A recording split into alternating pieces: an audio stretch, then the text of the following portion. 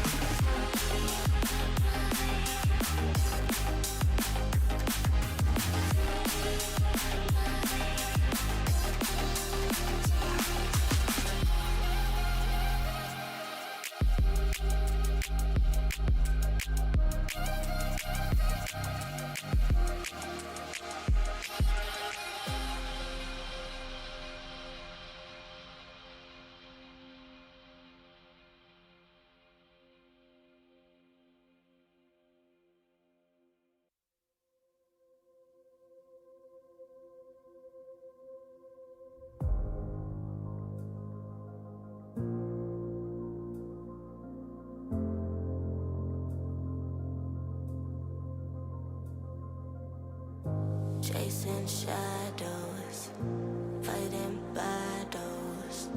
I've been on my own for a while, let them say I'm doing better. I've been broken, but now I'm going. I've been on the road of fire, made it through. It's like I'm chasing the sun, and all my fears are on the run. Can take my freedom, now you can take my freedom. It's like I'm walking on water, and all the waves don't even bother. This is my kingdom, and you can take my freedom. It's like I'm chasing the sun, and all my fears are on the run. Can take my freedom, now you can take my freedom. It's like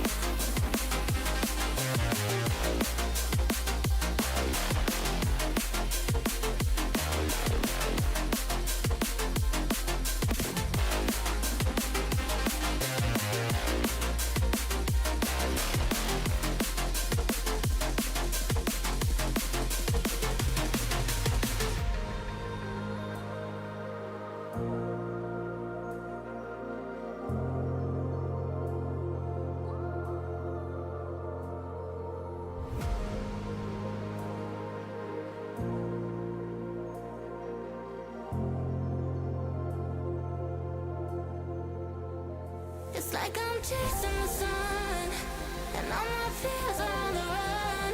Can't take my freedom, now you can take my freedom. It's like I'm walking on water, and all the waves don't even bother. This is my kingdom, and you can take my freedom. It's like I'm chasing the sun, and all my fears are on the run. Can't take my freedom, now you can take my freedom. It's like I'm walking on water, and all the waves don't even bother. This is my kingdom, and you can take my freedom.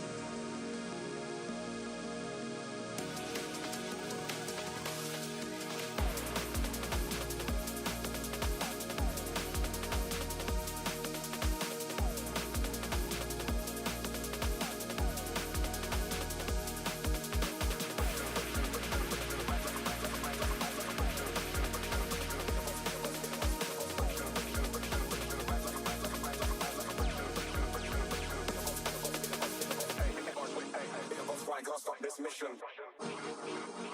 125 and I move with the friction. Black lights don't work mad like I'm dancing with tension. Tension, tension, tension.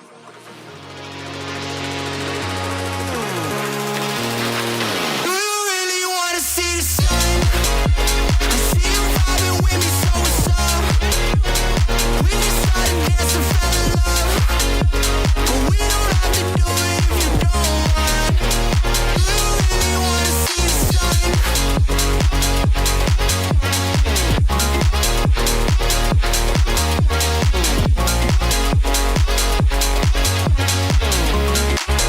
Do you wanna see the sun and have some fun?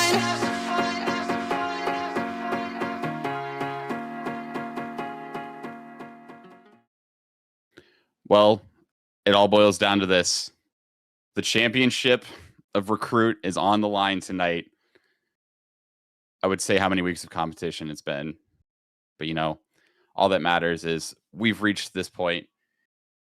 We are finally at the final destination. It is time for the one last showdown between Chaos Theory and Final Verdict.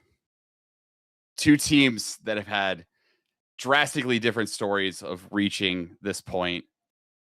One, a smooth drive, a nice trip down the highway to reach this destination. On the other side, ironically, Chaos. A mid-season swap, some roles switching up, and the fight to make it into playoffs, not locking a spot until the second to last match day. Yet, both have arrived here at this point in the grand finals. The David and Goliath story of the season. The favorites versus the turned around upstarts that have reached this point through upset after upset. And we're ready for it. I'm ready for it. Ladies and gentlemen, welcome to the Recruit Grand Finals. My name is Trash Panda, and I am joined by Flank Sinatra. Flank, how are you doing? I am doing fantastic. I am excited, ecstatic, all the synonyms that you could possibly fit into this for this special match tonight. Yeah, I'm probably biased. I think Recruit might have been, or has been, one of the most fun tiers to observe. Absolutely. And I'm saying I'm biased because, you know, hey, you and I, we're in Recruit. We're here. Hey, look at us. Fun. We're here. Yeah. Yeah, no, it's been absolutely great. So I'm super excited for tonight and tonight's matchup. Yeah. I mean, yeah, you got on the one side, you've got the first seed, the team that has been at the top of the table for the entire time. But on the other side, you have a team that was as low as 11 in the midpoint of the season. You had a roster swap come through. You were able to change up the lineup and get to this point where you're, upsetting a 2 seed in the first round, beating a 6 seed in the second round, and just making it to the grand finals in a spot that very few, outside of your organization, probably thought that you would reach at this point. So, yeah, absolutely. All right, and we're gonna take a look at the first seed first. We're gonna take a look at Shaw. We're gonna do a deeper dive into them at this point. I mean,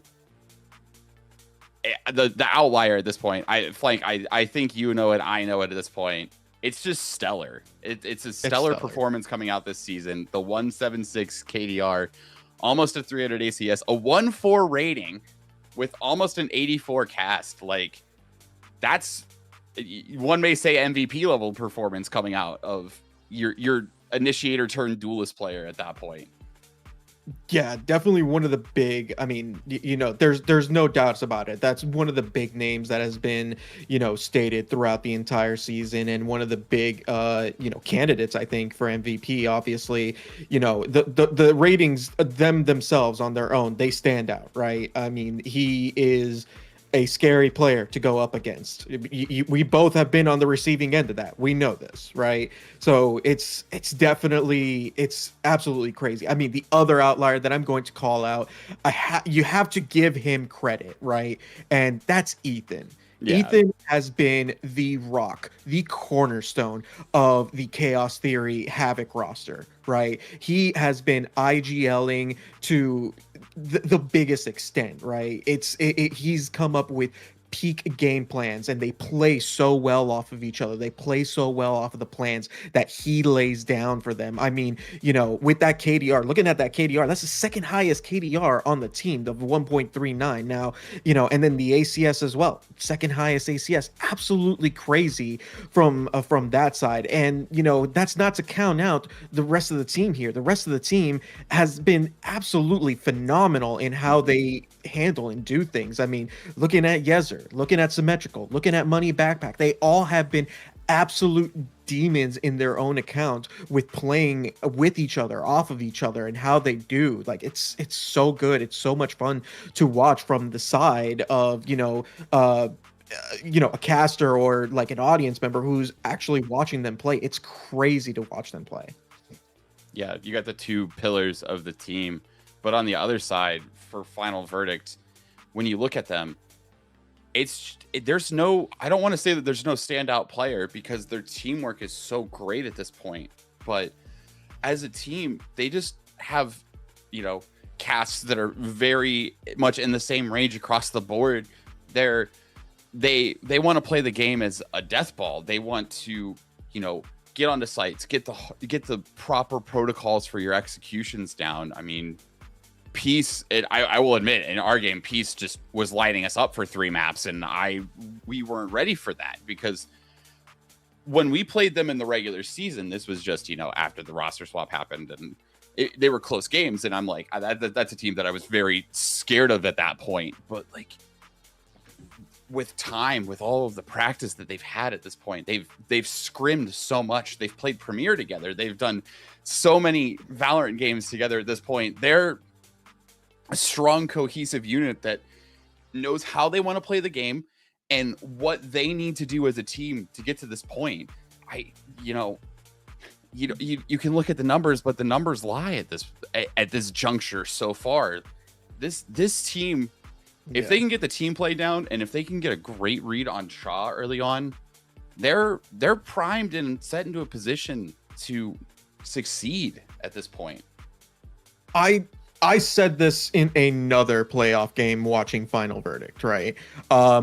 And, I'm going to pose this as a question for you, and for anybody, realistically. What, at the end of the day, is more scarier? Do you want a star team that has 2 star fraggers, or, you know, 1 or 2, 3 maybe star fraggers, or do you want a team that shows consistency across the board? And I'm going to say this much right now. Looking at final verdicts, I'm looking at that cast rating specifically, right? So let's maybe put a little push on that. But like, they are so consistent across the board, and it's so, you know, again, that has the capability of being really, really scary. And, you know, this tells the story. Let's take a look at our bracket that has been coming across to see the history of how Havoc and Final Verdict have got here, and Panda taking a look at everything. I mean, we can see there was, it almost feels like there was very little resistance for both teams. The only resistance coming in from Ravagers on the Havoc side. You say that, yeah, I mean, yeah, the second round was a little bit harder, but Havoc was 1 round away from getting 2-0 in the first round of playoffs. They had to lock in and win 8 straight rounds on a sunset that almost went wrong. And then on the other side, I mean, speaking from personal experience at this point, Final Verdict was, you know, struggling on split at the start of the map, and then they were able to rattle off 12 of 13 rounds and just take care of business, and then move on to the LG game and have a strong performance there. I mean, I'm kind of curious to see where the maps are going to take us at this point, because it feels like when you have 2 teams like this, the bubble that you create at this point, where are we going to play the game of Valorant tonight? As we're going to load in, we're going to check out the bans real fast. Okay, Haven on the side of Shaw, Breeze on the side of FE. Standard. Yep, expected. Ascent first map. Interesting. Wow. Split 2. Okay, you know, this is definitely not how I saw this one going so far. I thought Summit would be a higher priority early on for Shaw in that first pick, and then I thought that FE would try and get the sunset across, and we're going to go to Lotus, which statistically speaking has been Shaw's best map, and that's for game 5. If we reach that point and it's do or die for Final Verdict, you're going to Shaw's best map. Yeah. It's scary stats here, because one of the other things that I'm really going to call out, I fully expected out of Final Verdicts and Ascent ban. They banned that map 10 times this season. So to see that slip through the cracks and allow Ascent to be played, I'm thinking maybe they might have figured something out here. Yeah. There is a big chance that maybe they found something that could potentially work for them on Ascent, and they want to showcase it tonight against Chuck, right? So that's going to be really interesting. And keep me honest, if I remember correctly, at the very beginning of playoffs, they did get a chance to play Ascent. If it wasn't against, you know, if it wasn't at the beginning of playoffs, I think it was definitely against Light Garden, where we did see that Ascent we did in fact play Final Verdict on Ascent in our playoff match. So I can confirm. Yeah, and it was, they picked it against us. So yeah. Oh, we got a special call out tonight for our favorite, in my opinion, my favorite IGL site for IGL. Wow, rude, but I totally get it. We all know the meme. No, this is a crazy cardboard cutout from site for Final Verdict, which, do you know the story behind how this was created? So I do know the story of how this is created, but I'm going to let you take the role here. Go ahead and explain it out for the rest of our audience. So Site has this chamber cardboard cutout, and it was made not as like an Etsy purchase, but like individually cutting out the pieces of cardboard and printing off paper to create this giant chamber. Like life-size chamber. It's not a small one. It's like the full, like, you know, 6 foot tall, 5'10" maybe on a good day. I don't know how tall it is, but just the full-size chamber.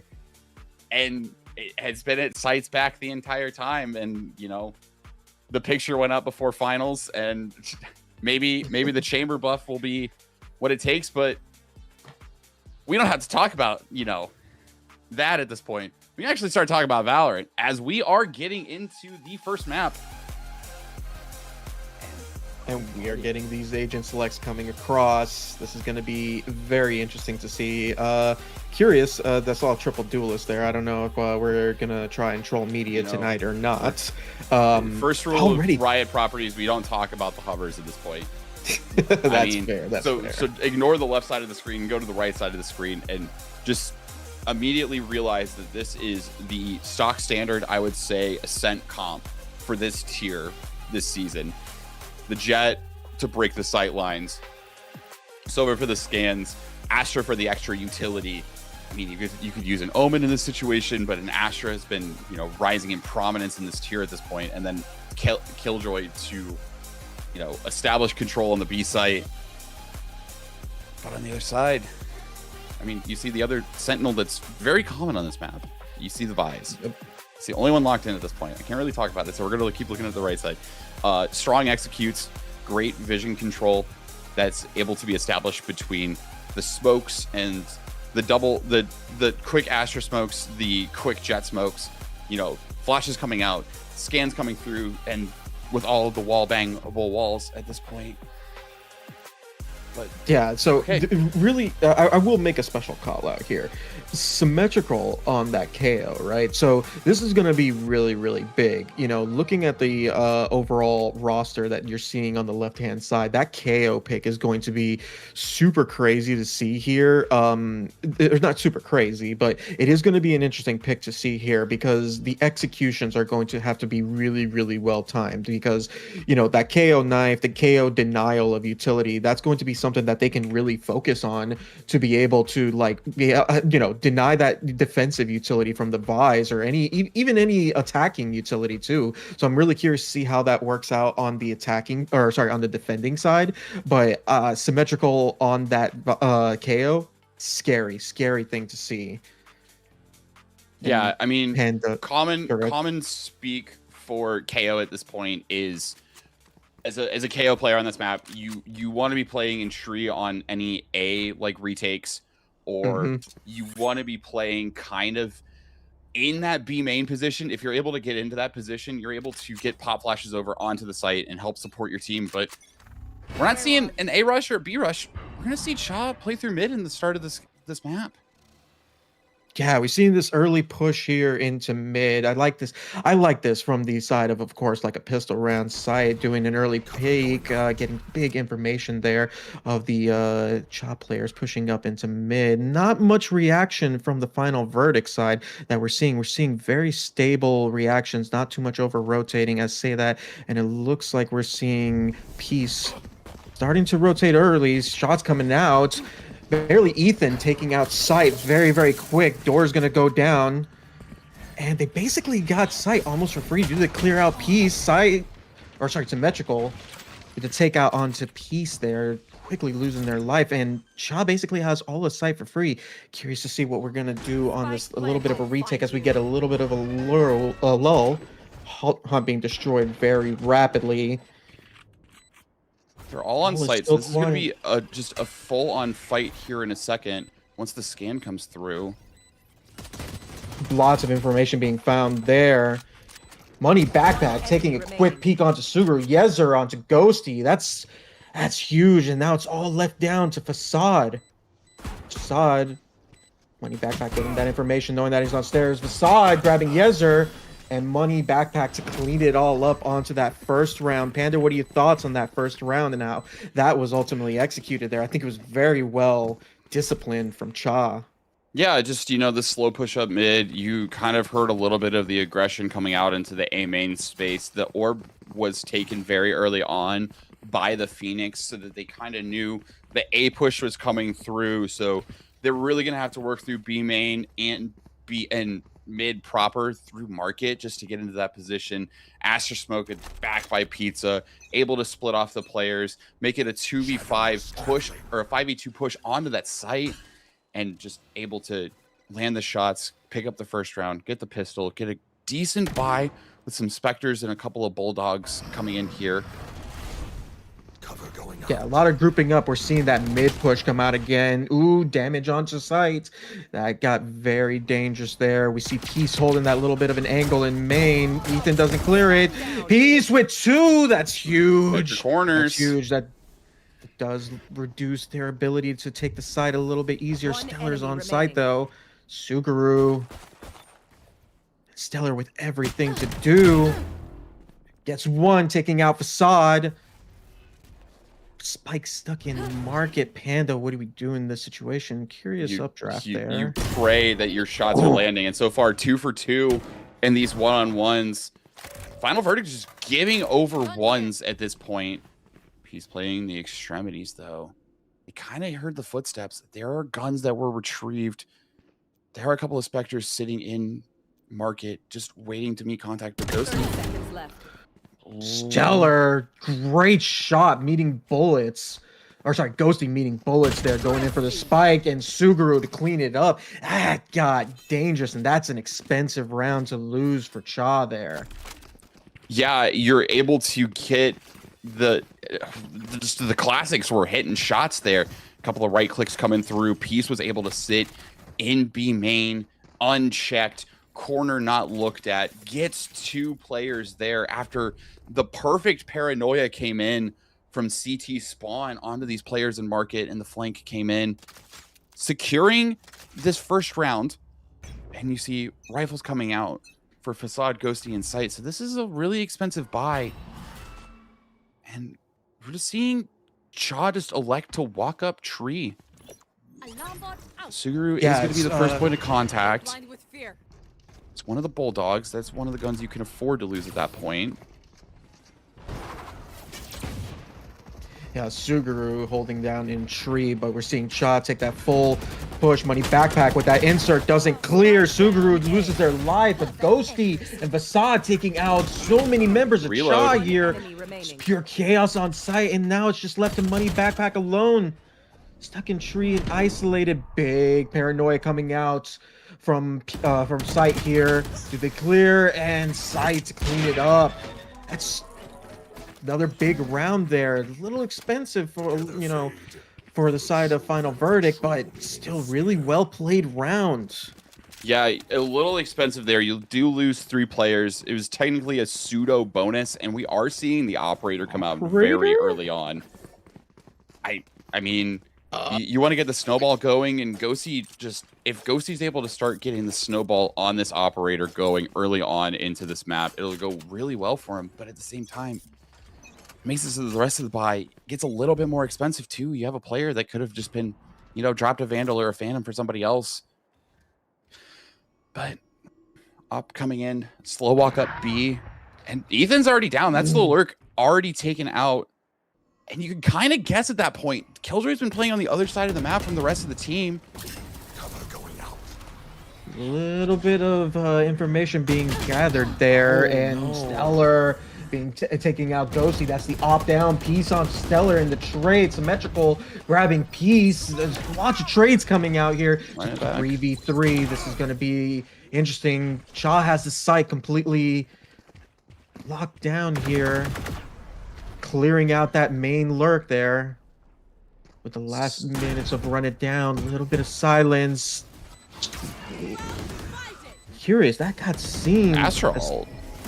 Yeah, Astral coming out. So trying to potentially get that rounds in. Oh my god. Facade taking out Money backpack. Side on Symmetrical. Yezer, and then Facade to clean it all up onto Yezer. That is a crazy retake to see. Yeah, that was risky. Astral comes through. They are going to delay the defuse so that they can get the op online. But I mean, that's technically the first gun round 1 for the side of Final Verdict. So off to a really good start at this point. Good pick onto Ethan at the start of the round. Kind of dictate the pace, make it so that they have to speed up onto one of these sites. And I mean, the way that they've been playing at this point, Ethan's been playing on the other side of the map. So you kind of can take a really good educated guess at that point. Able to, you know, they lose a couple of players, including Ghosty on the op, like early on into the round after the switch came through. We're seeing full fight in mid, even though they know this operator is online. I mean, it takes one smoke to get it out of play, but it is a pseudo force buy coming through on the side of Cha as well. Yeah, a little bit of a force there coming out, walking down the catwalk. It looks like we're going for this tree hit. Yeah, losing Ethan. They know he lurks, and this is like about the first time. Stellar! Straight up decapitating Suguru there. That was a insane shot, but looking at the map, we already see Final Verdict getting ready to get back on to the site. Goes Ethan's Peace versus inserted. Ethan. He's cleared this. Peace does not. Ethan grabbing a big pick onto Peace here. Curious to see what this retake is ultimately going to look like from the side of Final Verdict. You see them inserted in so many areas. Symmetrical, crazy shot from Symmetrical, but Ghosty with that off online taking out. Yep, knives popped. Taking out Yezer with a quick one shot there. Stellar onto Ghosty, and Stellar to clean it all up onto Facade. Great freaking shots from the side of Cha here to go ahead and actually win another round here, or win a round for them. You know, there's a couple of rough rounds lost for them to actually get up to this point, but I think, you know, really good to see that Ethan insert there. But how often is Ethan going to end up being able to do that, right? Yeah, it's so important that Ethan was able to get the value there at that point, and moving Stellar over as well makes it so that the cutoff of potentially saving at that point gets a little bit more tricky when there's two players sitting at bottom mid like that. Nowhere to go. Had to just kind of force onto the site, pop the knives, didn't really get any value out of it. So we're seeing just smoke bottom mid, just standard play through mid, you know, create a little bit of pressure. Are we going tree? Are we walking through the mid smoke? Peace is sitting here. The wall is there as well, so it's going to get tripped. Wall tripped. And they're going to play contact off of it. Ghosty's going to be in a good spot here on the other side of market. If anybody got caught, but they're still playing really slow. Yeah, they have all of this mid control in place. Ghosty doing a little bit of a walk up there on A. KJ turret being spotted out. And in return, the KJ turret spotting them out. Seeing that default over doors tree. And smoke in Facade and Stellar to take out Facade to hold that line there. And that is site completely taken over for free as we see Final Verdict attempting to group up and try another one of these flood retakes onto A side. That mid control has been so crucial for them in these early rounds to be able to just get that information and know where everyone is. Symmetrical out onto site here. Crouching behind the box. Does he get the shot? Ghosty on Symmetrical. Stellar on 3 onto Ghosty with that jet diff. Peace onto Stellar with that big trade, but Yezer to clean it all up on Peace. Another masterclass round there to tie it up. 3-3. Cha versus Final Verdicts. Panda. Just slowing it up. So just knowing where these players are going to be playing at this point. They've pretty much identified that both duelists are the anchors on these sites. And so Peace has been playing in mid with Sight as the backup, and Suguru has been playing tree. You got to start mixing up positions. I mean, we are going to see Ghosty switch on towards the A side of the map to work with Facade to try and take some space here, but it's too little too late. They're already over on B. Start's going to come through. Peace is going to know that the flood is going to start flying in here in a second with the KO ult on top of it.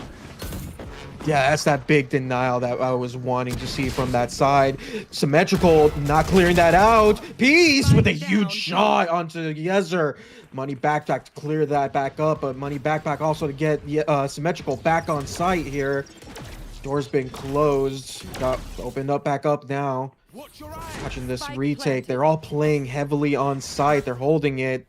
You should run. 0 point coming out, and then the lockdown to delay them from retaking the site even further. That's just going to give them the extra space that they need. This round becomes so hard because they've got to wait for this to go since they weren't able to get aggressive off of it, and the time's just ticking away slowly but surely.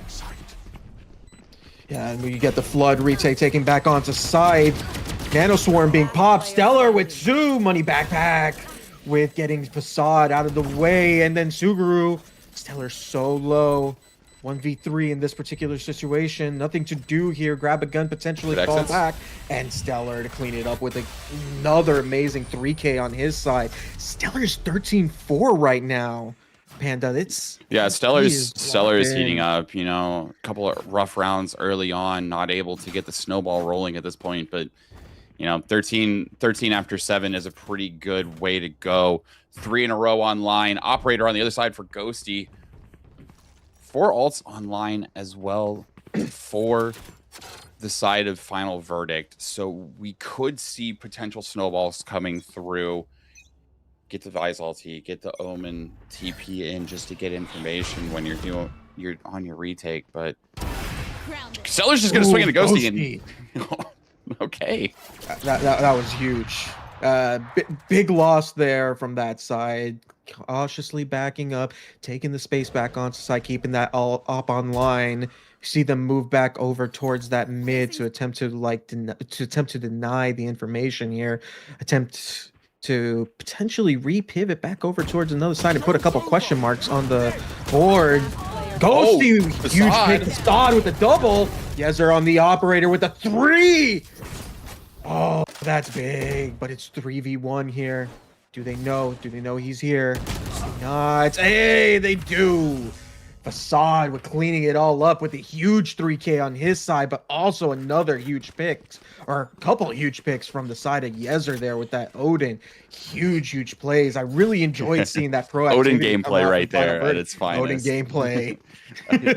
just getting the left click down, you know, able to cancel out the Phoenix ulti right away, and then just immediately swing towards the site of CT spawn, get 2 players picked off that way. But Ghosty getting the opener, Facade getting 3 with the run it back being used early on in the round. And you still have 2 more ultimate, or you still have 3 more ultimates to use at this point. And knives could potentially come online as well. Big information coming out. That's both KO flashes down 10 seconds into this round. That makes it really difficult for this team to flood out onto this A site through these smokes. They've got to clear all of this space. They have to be ready for it. Facade can slow them down too, get the wall up. They have the smokes online as well, or they have the flashes online as well. Can they get pinged out? Astra is going to grab the orb. Ghosty is kind of in a weird spot in tree, just looking for Ethan at this point. And Ethan's going to go explore that B side. We see them potentially taking that rotate here towards mid here, but Ghosty's pushing. Ghosty with the big, oh my god, that had such a potential to be a big collateral there. That could have been an instant disaster. Oh. Ghosty could have just closed the oh no. Sight. And symmetrical, he knew, he was ready for it. Big movements coming in from the side of Chad. You see them basically going into sight, getting sight for free. Symmetrical holding on to market here. But do they clear Peace? Do they clear them? They do not. They're holding on, shutting the door. Information got. They know where Peace is. Peace onto Symmetrical. Big pick being found there. Bombs down though. We got to see this potential retake. It looks like Nightfall's coming out. Nightfall is coming out. And we're not seeing much execution on there, but we see 2 ults. Oh, Suguru. No backside. Has to know. That's what a retake there. Peace. Not ideal to use both of those ults there on the retake, but they're able to clean it up. They're able to win the round. They do not get to retrieve the operator though, but I don't know if you want to be carrying it. I'm okay. They're just gonna rebuy it. I don't know. I was gonna say I don't know if you want to be recarrying it at this point. They're just playing so slow in these rounds, and it's leading to situations like that where one swing out once you realize that the tile spot is clear, and Ghosty is a couple of pixels away from getting 2 players picked off and doing damage to a third in that round before it even gets started, and then I mean. You get out of my way. the point where it's just a fast A rush. Blade Storm being popped here. I think he saw Suguru there back by Generator. Waiting to see this flash potentially come out. Ghosty's still holding for that potential Ethan lurk. They are committing. Stellar, big pick onto Suguru with 3. Suguru, yeah, 3 there. That's diabolical. Suguru with the 4th. And Ghosty to clean it up. Suguru, massive 4K there. Yeah, just holding down left click, able to get 3 in the spike down right away. They pop the knives early on in that round, but when you get the door shut on you like that, it's so rough. And we're seeing they're forcing it. Okay, they're debating whether or not they want to buy into this round. It's it is round 11. There's one more round after this. So you have to consider the fact that you need to be able to buy in this next round. Final Verdict is essentially determined that they will have a buy next round based on how well the last one went. We're seeing Vandal, a couple of sheriffs on the other side too, Bandit. Jump peeking there from Ethan. Stellar does not. No, Stellar does. Stellar hits onto Ethan. Ethan's down so low. Side spamming into the smoke, attempting to take a little bit of chip damage onto anybody from Cha. More chip damage coming out. That from all on Peace Subaru right here. Now. And Sight, another. Ooh, this is getting big. Symmetrical taking out Peace, holding the Sight there. Free Vandal upgrade here. Sight grabbing money backpack, completely ending their life there. Ethan in mid. Facade completely taking out.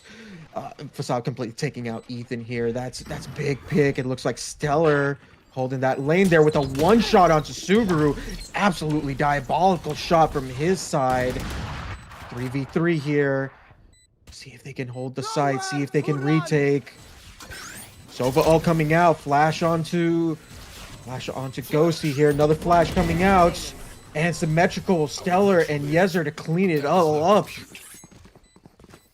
Just so slow on the retake on the rotates there.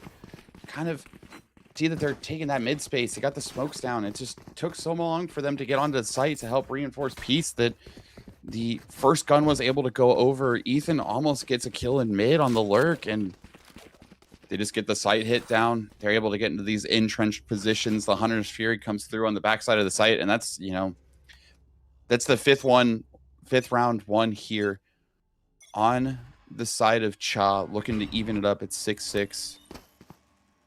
But they're gonna play with tempo. They have the KO ult that's gonna come through. That KO ult managed to take Ghosty off site, off the line. And that gave an opportunity for Ethan to potentially look at that mid push, kind of guesstimate on it, but they're holding onto the side. They're taking it for free. This is where they need to get a little bit more proactive in their retakes. They need to get in there. They need to be able to take out the members that are on site. Timing here up tree. That too, 100%. Yeah. Cosmic Divide coming out. This is big information coming from that side. Ghosty onto Stellar, huge. Symmetrical taking Peace out of the way. Facade onto the trade. Money backpack taking out Facade here. See Nightfall coming out. Ethan's behind get them. Proactive. They need to get on site. Ethan on site. And now it's just a 1v1. IGL versus IGL. Ethan versus Ghosty. Ooh, this got dangerous. Trying to stick the diffuse here. Ooh, Ghosty! And Ghosty to win it all out. Bringing them on to a 7-5 half. Not the cleanest retake there, you know. The Killjoy timing from the tree position as the Astra wall is falling puts a little spanner in the works, but they end up winning the round. They get 7 on their defense on a map that's very notorious for being defense heavy. Let's see how they're able to break through this. It's not a double sentinel setup, and they're kind of be able to afford early on to just see how Cha wants to play this map. Are they going to kind of play it the same way where they just have the anchors and they're like flying through mid, just able to take that mid space, take control over there, or are we going to see more of a site emphasis and then just play off the rotates there? Ethan's utility is very interesting to say the least here. You know, he has it all on Switch right now. So none of it covering lane, none of it covering the main entryway there. The only caveat there is the KJ turrets. Holding that little off angle right by logs there. See them start looking at this exploration towards mid. Stellar holding mid with that sheriff. This could be a very, very deadly swing here. And smoked off. They're just playing this so well, just denying information early on, and Cha's not really taking too much space.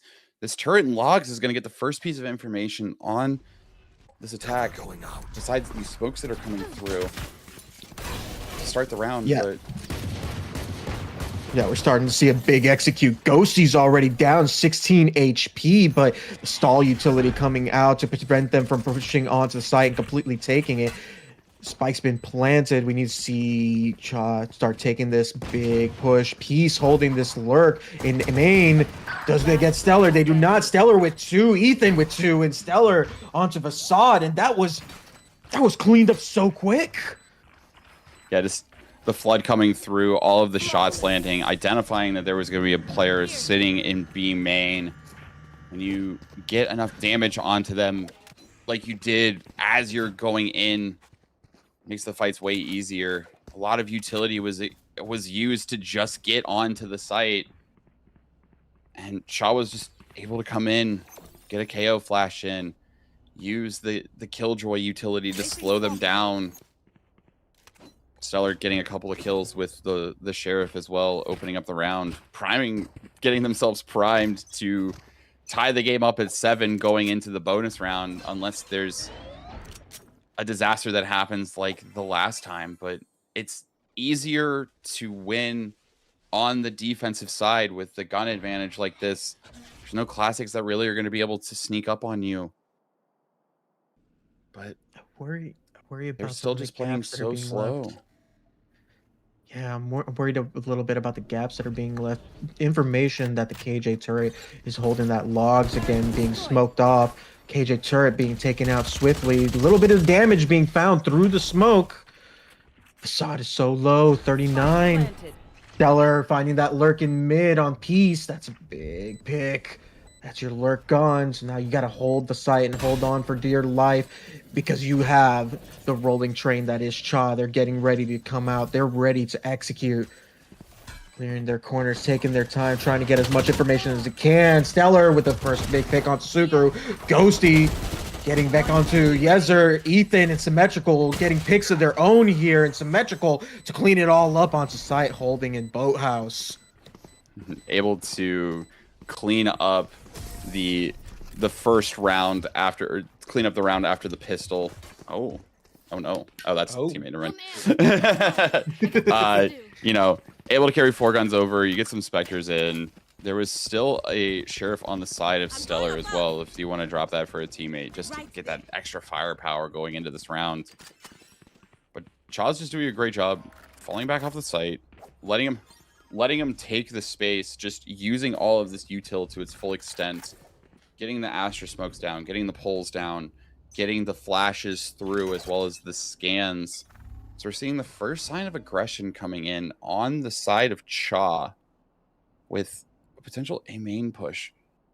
But at the same time, Final Verdict is reading this, and they're just playing anti-flashes. They're looking for the scan. They're waiting for the dart to come through before they do anything. I mean, it might just be KO flash off of first contact from this jet. As they catch 2 in mid with the drone. Oh, big flash coming out from Stellar and from Symmetrical, with Stellar to kind of clean it all up. Do they know Subaru's in here though? Curious. Sight with a paranoia going on to Money Backpack. Money Backpack's low. Symmetrical to clean it all up. Sights doesn't know that the second one is, or no, they know they heard the footsteps. Second one in tree, waiting for Stellar to peek, or sorry, Symmetrical to peek here. A little bit of chip damage being done. Bombs down on main, and Cha have full control of that. Panda, what do we do in this situation? Is it worth to call in for that gun save? Unfortunately, you're in a situation where they have the spike. They already had 2 players entrenched over there. They could be. There's so much space that you have to clear in these 30 seconds. Just jump spotting from A main, seeing if the player rotated out of tree. Yeah, that's just going to be the call at this point. Site's going to back up. You lose 2 on the push with a beautiful flash combination coming out from Symmetrical and Stellar just early on into the round like that. And it makes it so much harder. You have to accelerate through tree. You've got all these players entrenched already. I mean, they're going to go hunting. And they're on the hunt. They might find, but... Ooh, Symmetrical. Ooh, Sight with nearly getting away with their life and that gun, but Stellar to clean it all up there. This just became incredibly more difficult on the side. Final Verdict. I mean, you see the Stinger buy is going to come through on this side. They're going to just try and get into A main, try and get these KO flashes off the line, but Chaw's already switched it up. Ethan is setting up on the A site, and we are gonna see Yezer start to play this tree position with Odin. Dart This comes could through, be not scanning extremely anything, deadly. but they just hear the footsteps. The thundering hooves are coming through. Ooh, it's Spam finding big damage there, but no kills. Finally, with 1 kill there, Yezer onto Ghosty. And things have kind of calmed down just a little bit. All that information being found onto tree, but looking at mid, we're seeing a little bit of a lurk pushing up there.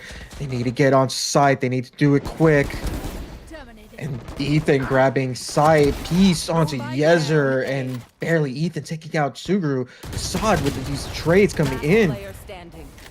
Big information being found onto this lurk here. Symmetrical taking out Peace. I believe that was the Odin. Was that the...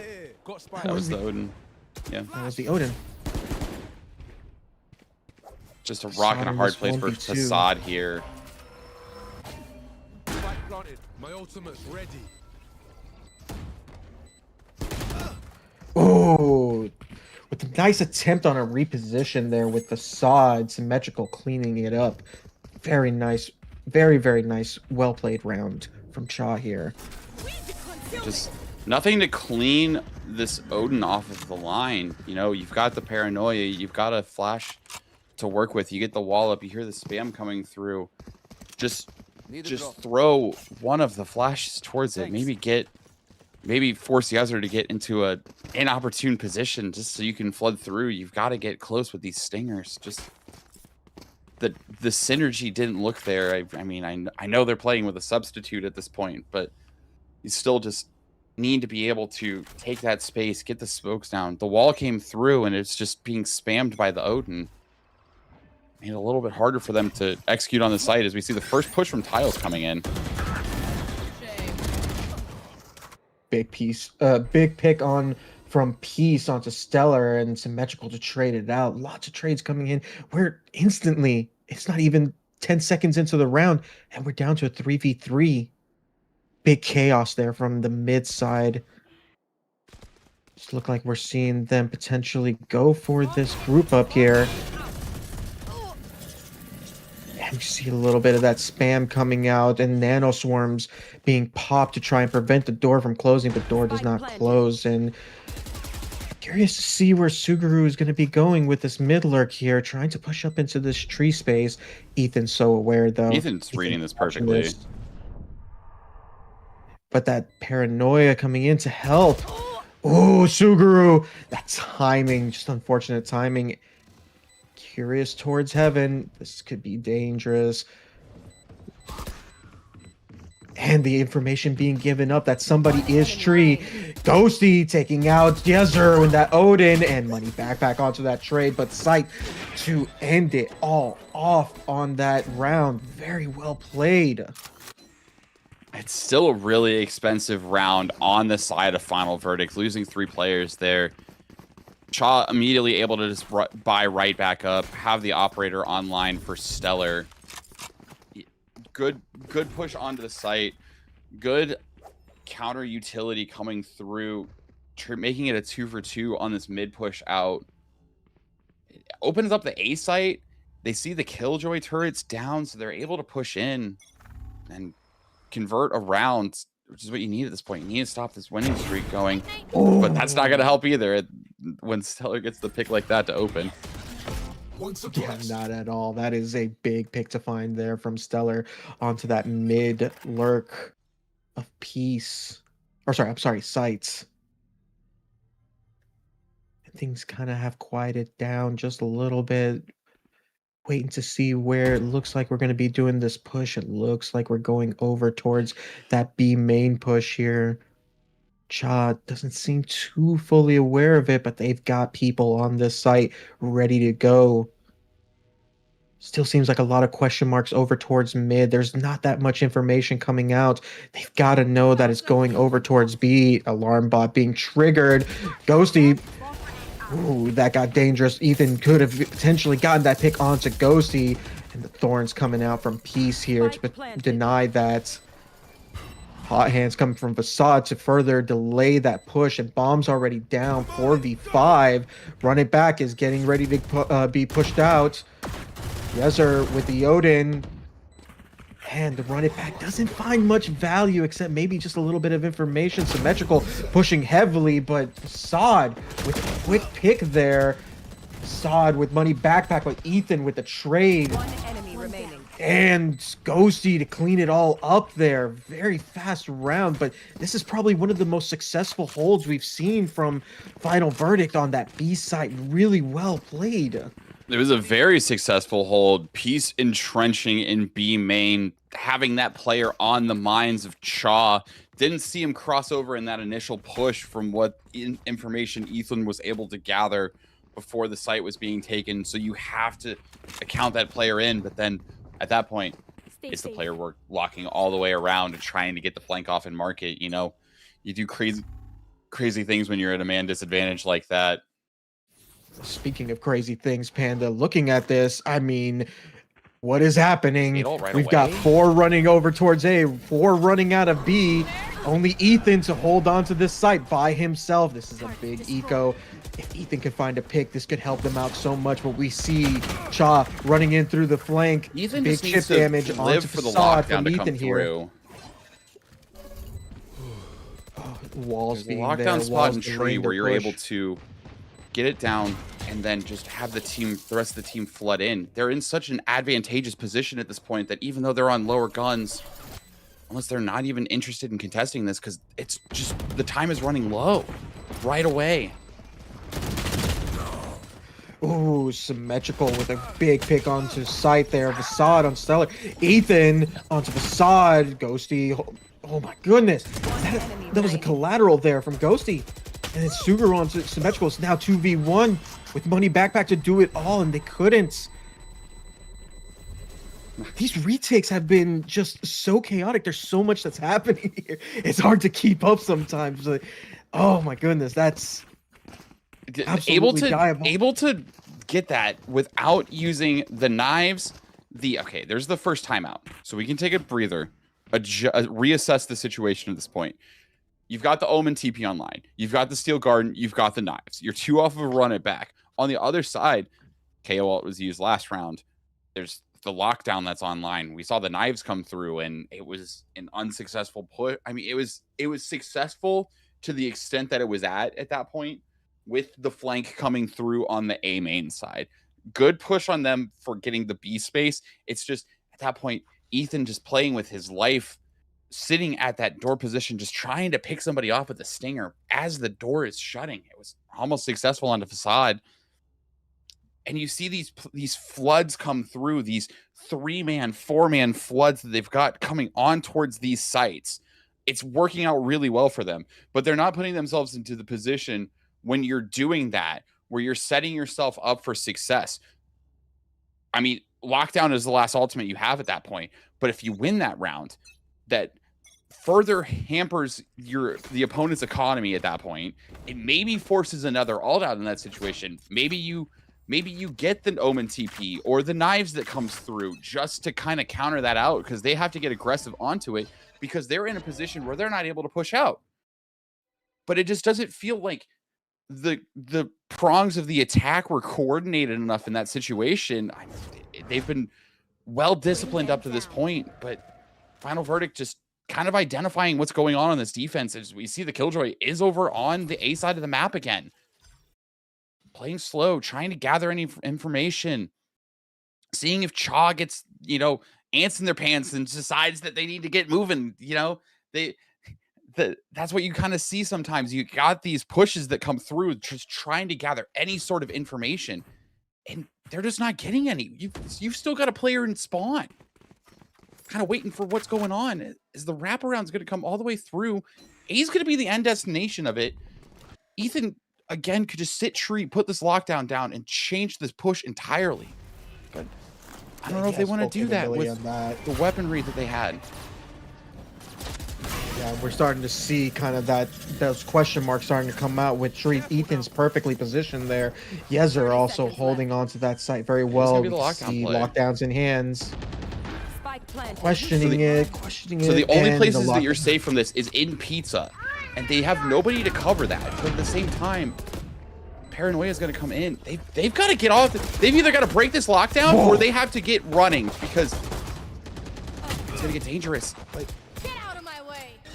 That was a risky play to go and get that lockdown. Symmetrical taking out Ghosty very early on here. Peace on Stellar here. There's a lot of kills being pushed in from this side, and now we're suddenly in this 2v2. Yezer on this Odin side, so low on this HP.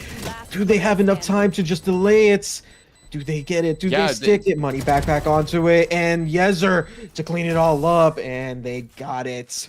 1.15 seconds left on that diffuse. What a great stick from Money backpack there. pros don't fake. I mean, you've got the smoke down. You've got to land those shots perfectly. And especially when your player on site dies in that situation, you've got to just force it. You've just got to try and get in there as quick as you can to try and disrupt it. Just a misjoint, like a disjointed round all around. It just felt like the synergy wasn't there. It was a good push onto the lockdown, and they were able to meet that with 2 kills from Stellar to open it up into a 2v2 situation for when the postman comes through. So we see the early Hunter's Fury come through on the other side of the map. 1 tag on to the fade. No other real information gathered from that. I mean, the Omen wasn't spotted. You kind of know the initiator generally is going on the side of the map where you would want to push. But that's just an all used there, getting a little bit of information, and then the pace is just cut by Final Verdict. They're just blowing these rounds down. They're letting the clock bleed out. Deny all information. Get ready, but the stack is going to come through. And, Yezer on big 3. Oh, that's Odin Gaming. Odin Gaming at its peak. Stellar just catching that leg early on from Suguru, and now it's Sight all alone in this 1v5. Panda, you're making a really good call out here. Oh, I mean, you got to go for a miracle at this point, even if the plant money comes, or gets canceled. Or with the whiffs onto Stellar there. Paranoia coming out, and the quick rotate back. And Money backpack with the spam through the smoke to clean up Sight. Good idea. Questionable execution there. I mean, that's the play that you're kind of shooting for at this point, but you've just not putting anything down to get this Odin off of that sight line. You're just running into a meat grinder at that point. We're seeing it's almost Fnatic-esque, right? With the delays that they have on, waiting until the last couple of seconds to actually execute and actually do something on a site. But yeah, a little disjointed on the utility. There's no other way to really describe that. Early pick onto that turret to get that information. Symmetrical to follow it back up here. This knife's gonna be so much value. 0 points. And that's going to be multiple players detected, but they are pushing onto the site. They're holding up onto the main. They're holding that choke point. Finally, to clear it all out here, pushing onto the site and trying to get that bomb down. Suguru getting the bomb down early on here. Spike planted. And now Stellar it's a and 5v5 retake. Stellar pushing B main, going to meet the Vise wall here in a second. It's going to be the most critical piece of information that they're going to have coming out of this round. Yeah, absolutely. Do they clear him, though? Do they know Stellar managing to grab that pick onto Peace and Symmetrical on Facade? Stellar with another 2K there on site. Ethan cleaning it all up. That was a clinical retake here from the side of Cha. That is what you want to see. That is coordinated. That was clean. And with the Final Verdict has arrived at the trolley problem in this situation. The A side has been going so well for you, but Shaw also knows that's working. So they've been kind of favoring towards that side of the map, leaving Ethan get the setup down just enough to slow you up so that you're able to have to wait out most of the time of the smokes with all of these mollies that are coming in. But at the same time, if your final verdict, B side of the map has been a death sentence. These retakes from the side of Cha are well disciplined and have been working so well, identifying where these players are going to be at the start of every single round, it feels like. So, genuinely speaking, where do you go? The mid pressure hasn't been there, playing the extremities. And the Fade ult's going to get ripped, but it's not going to catch anybody to start. Yeah, we're seeing the full control being taken here on site, but we're starting to see Cha starting to gather up for this potential retake here. They're gathering up in a perfect, like, again, this is like a little bit of that anti-flash kind of play, a little bit delayed, but Ghosty getting a little aggressive. Facade with a big pick onto Ethan and Suguru on Symmetrical. Stellar getting that trade back onto Suguru, their money backpack. And Stellar with the Blade Storm taking out sight. Ghosty with the trade on Stellar there. And now it's a 3v2 here. Money backpack on the stick. This could be big. This is dangerous. 1v1. Peace versus Yezer here onto that Odin. Odin Gaming. Do they stick? They hear the footsteps and the one tap from Peace to try and keep the dream alive of a map 1 win. 11-12 here. They'll be able to piece a buy together here. Great job by Peace to close that round out. Playing around the Astral Wall really well. Ghosty did get forced out of the Jenny position, which made it really awkward to try and get that hold, because that's the player that you're waiting for to hear the information of the tap coming through. But this is pure gunplay Valorant this round. I mean, we're 1 away from a Steel Garden and 2 away from a Hunter's Fury, but realistically speaking, nobody's ultimates are going to be online, so it's just going to be base utilities and standard rifles coming in on both sides. Yeah, Just a little early aggression being shown here.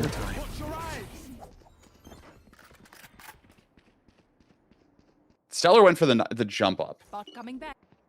And if the knives would have came through and potentially a kill came in, that would have been round open, round close. But this crossfire and tree is devious. Ooh, that big eye to spot out Yezer there. They know that Yezer plays tree here very often, but this just gives that confirmation. Ethan didn't see him.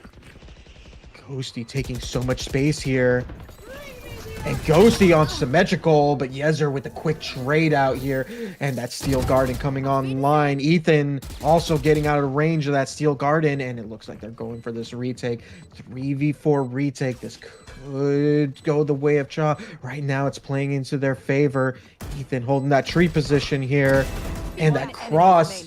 Sugar finding Yezer here. Stellar finding sight. But it's a quick cleanup from Cha to bring them in to take map 1. Just didn't expect Ethan to be sitting in that position on tree. The main adjustment that they made on that round with the crossfire setup. Saw the ultis come through. Or you didn't see any of the ultis be built up for that last round. It was kind of a weaker buy, maybe not all the full utility there, but Cha is going to be able to take the first map of Ascent behind 31 from Stellar and 21 from Symmetrical. I mean, it was just Jet's first blood versus Jet first blood battle, 8-7 in that department. Something to look out for going forward in these maps. It looked dicey there for a little bit. You know, teams were keeping it close, and I have no words at this point. I'm excited to see what happens on Split. Yeah, one little call out there. I mean, the scoreboard spoke the whole story, right? We're seeing two teams that are so consistent with each other. I mean, it's so good to watch them play. But yeah, you know, as you said, Split's going to be our next map. This is going to be really, really exciting to see. If you're watching on our YouTube channel here, stick around. Don't go anywhere. We will be back after a short break.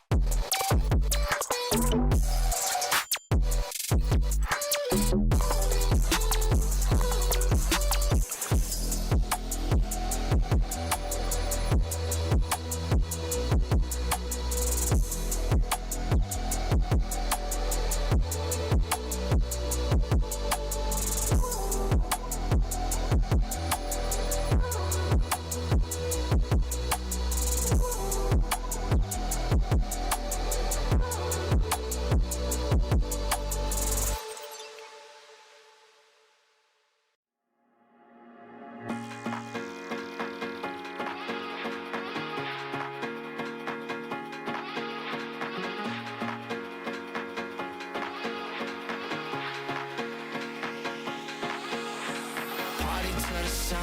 See you vibing with me, I just wanna see what's up. We just started dancing and I think I fell in love. We won't get this moment back, so please lift up my cup. Do you wanna see the sun and have some fun? Do you wanna see the sun and have some fun? Do you really wanna see the sun? I see you vibing with me, so what's up? We just started dancing, fell in love. But we don't have to do it if you don't want. Do you really wanna see the sun? Do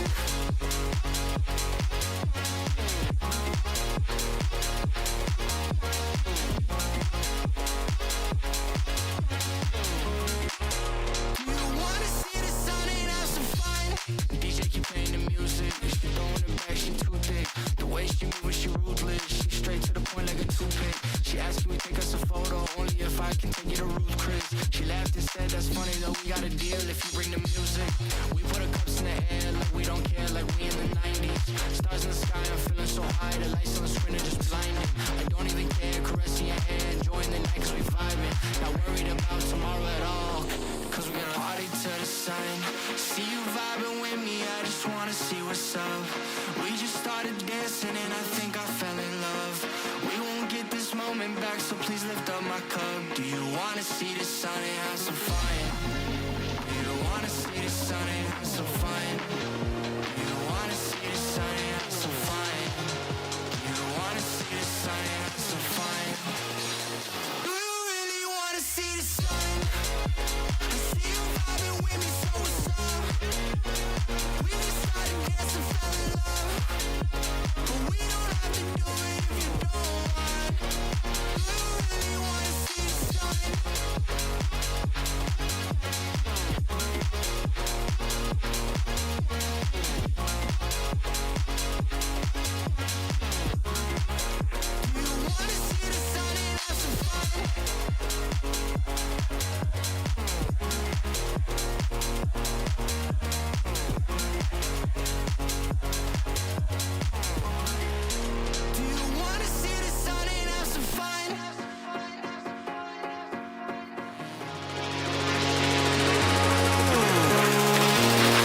Do you really wanna see the sun? I see you vibing with me, so what's up? We just started dancing, fell in love. But we don't have to do it if you don't want. Do you really wanna see the sun?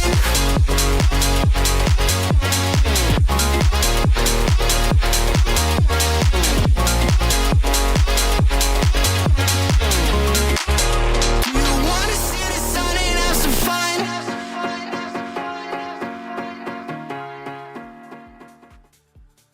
Welcome back, VDC, to our broadcast of our grand finals, Havoc versus Final Verdict Witness. If you guys weren't here for the first map, you're going to want to stick around for the second map because we are now going to Final Verdict's pick of Split.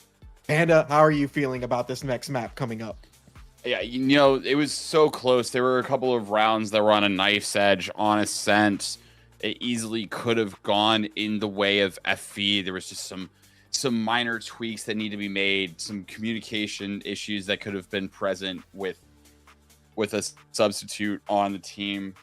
So, but it's still, I mean, 13-11 on your opponent's map pick in the grand finals. That's a pretty good start to it. Now we're going into your pick. We're gonna see what you've got prepared at this point. This is the ace up your sleeve.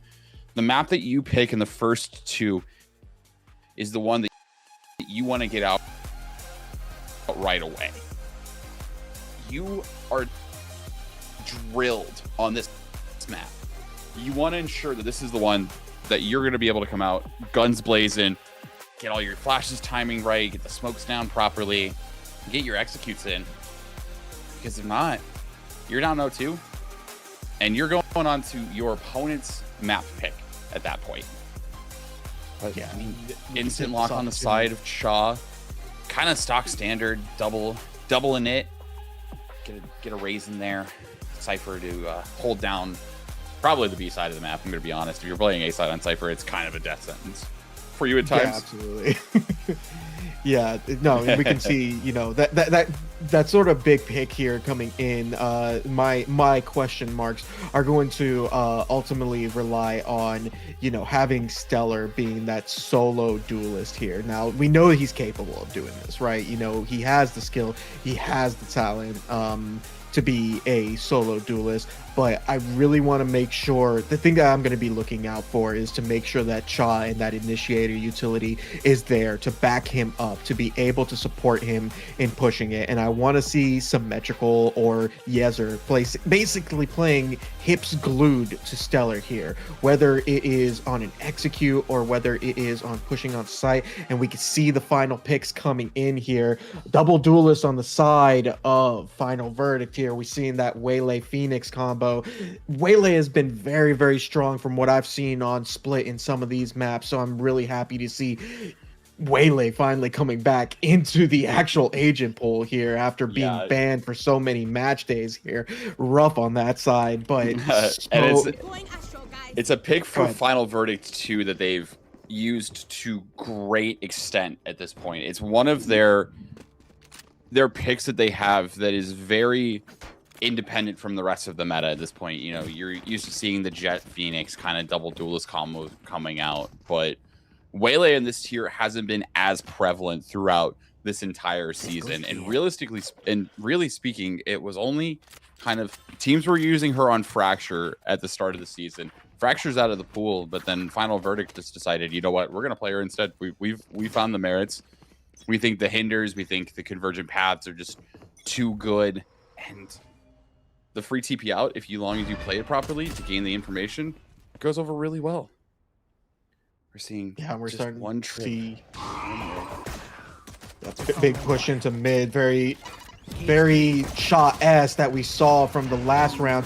They're getting big pushes onto mid here, but Stellar with that, the shells coming out very fast here, taking one out, taking Ghosty straight out. Facade with that lurk in there, Down mid. taking out barely Ethan. Money backpack onto Suguru, and elsewhere on the map, Yezer completely annihilating.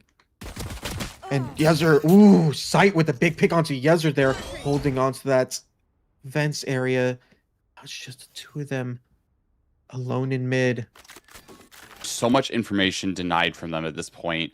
They don't know where the majority of the stack was coming through. They knew the Raze nade came in from the B side of the map as well, so you can kind of guess at that point that this is the side that the Raze has been playing, but they're playing this so well, but they just need to check their corners. One enemy remaining. Stellar with a clean one tap onto piece there to completely clean that up. Sight on HHP. What do you do? Did Stellar see?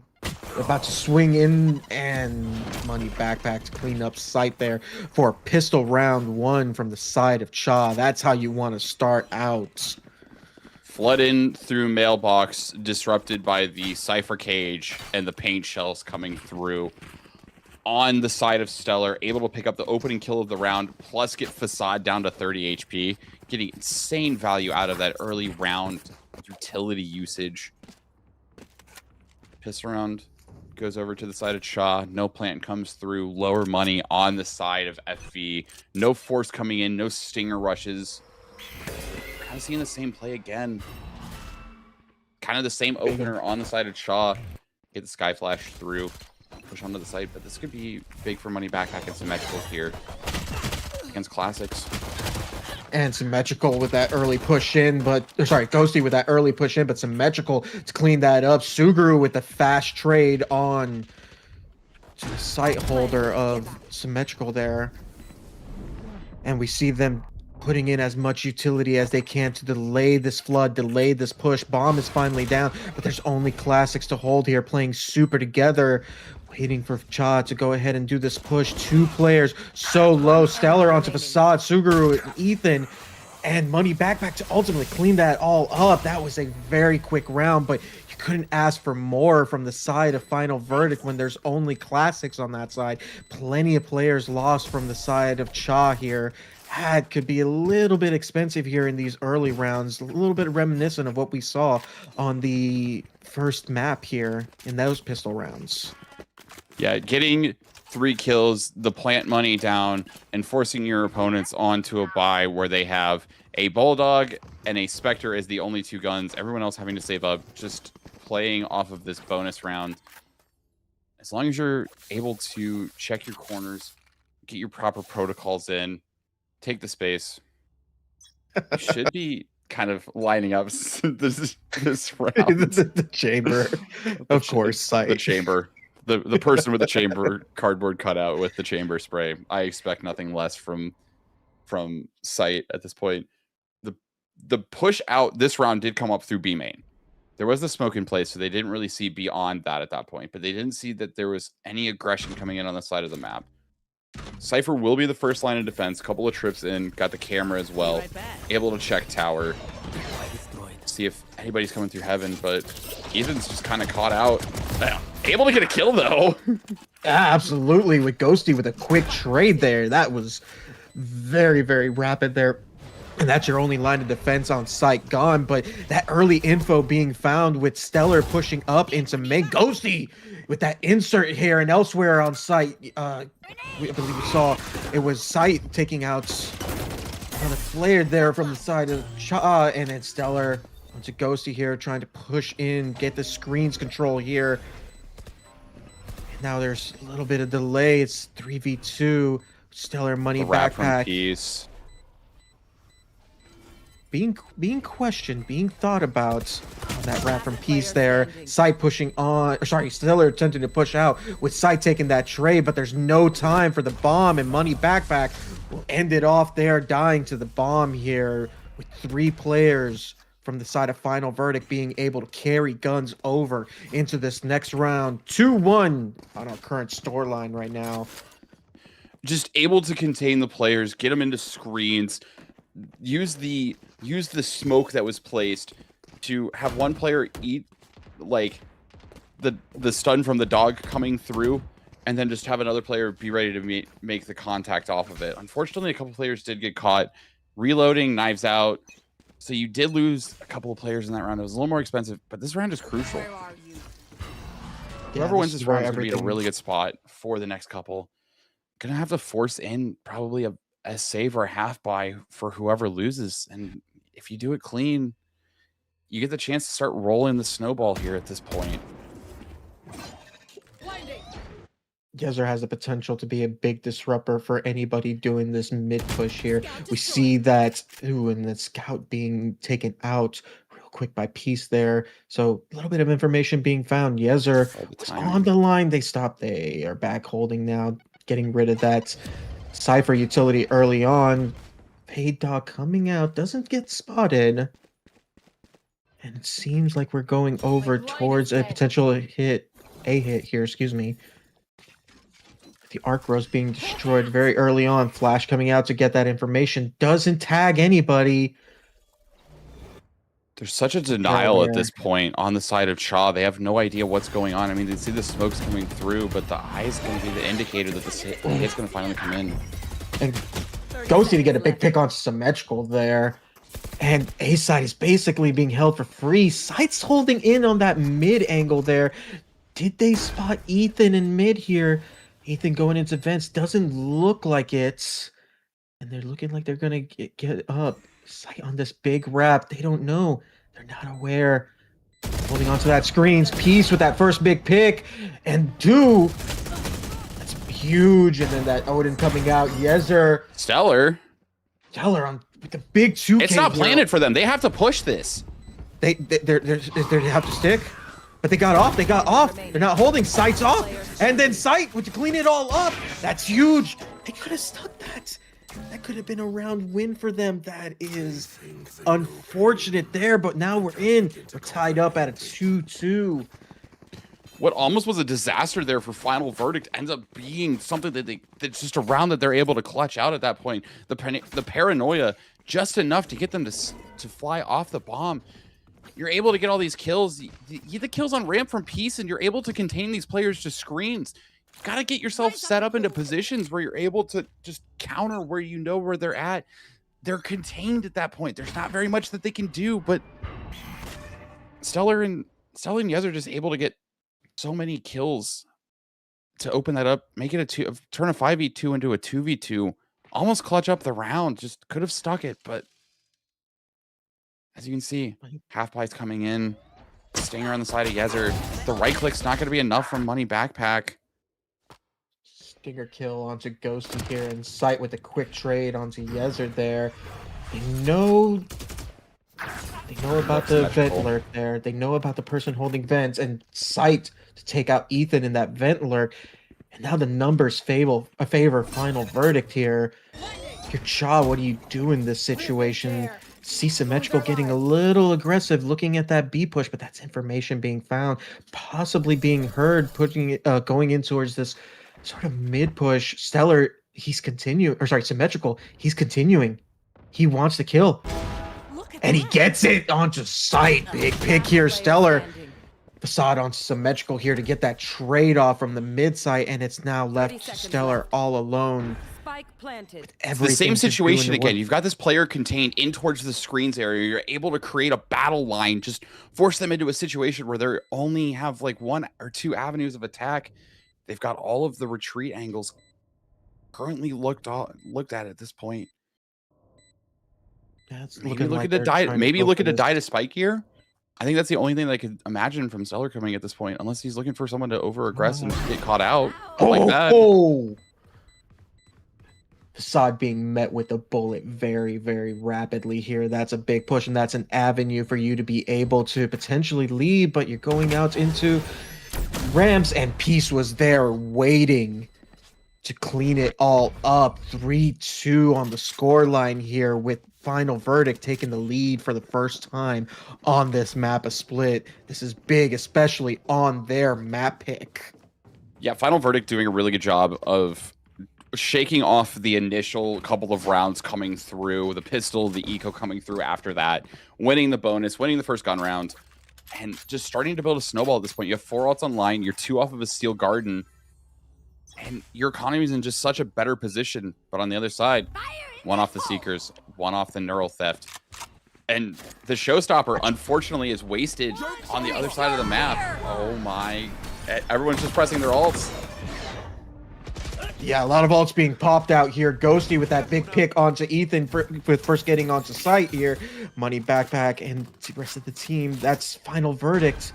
Basically Sight for free, but Stellar with this big wraparound, followed by Symmetrical coming in from Sushi here. But they're aware. They know. Visewall is there, holding it to give that information. And it's being triggered to push together. Big push together from Symmetrical and Stellar. Could be dangerous here. Ooh, big information found from Suguru there. Stellar with a big pick onto Peace. Nightfall, counter Nightfall being found. Paint Shells being pushed. Suguru with a big pick there. There was a lot of kills that happened there. Now we're in this 1v1 of Stellar versus Ghosty. Duelist versus Duelist. And it's Ghosty with a 4K to clean it all up. Hold on. I need to track how many ultimates were just used in that round. We had Fate ult. We had...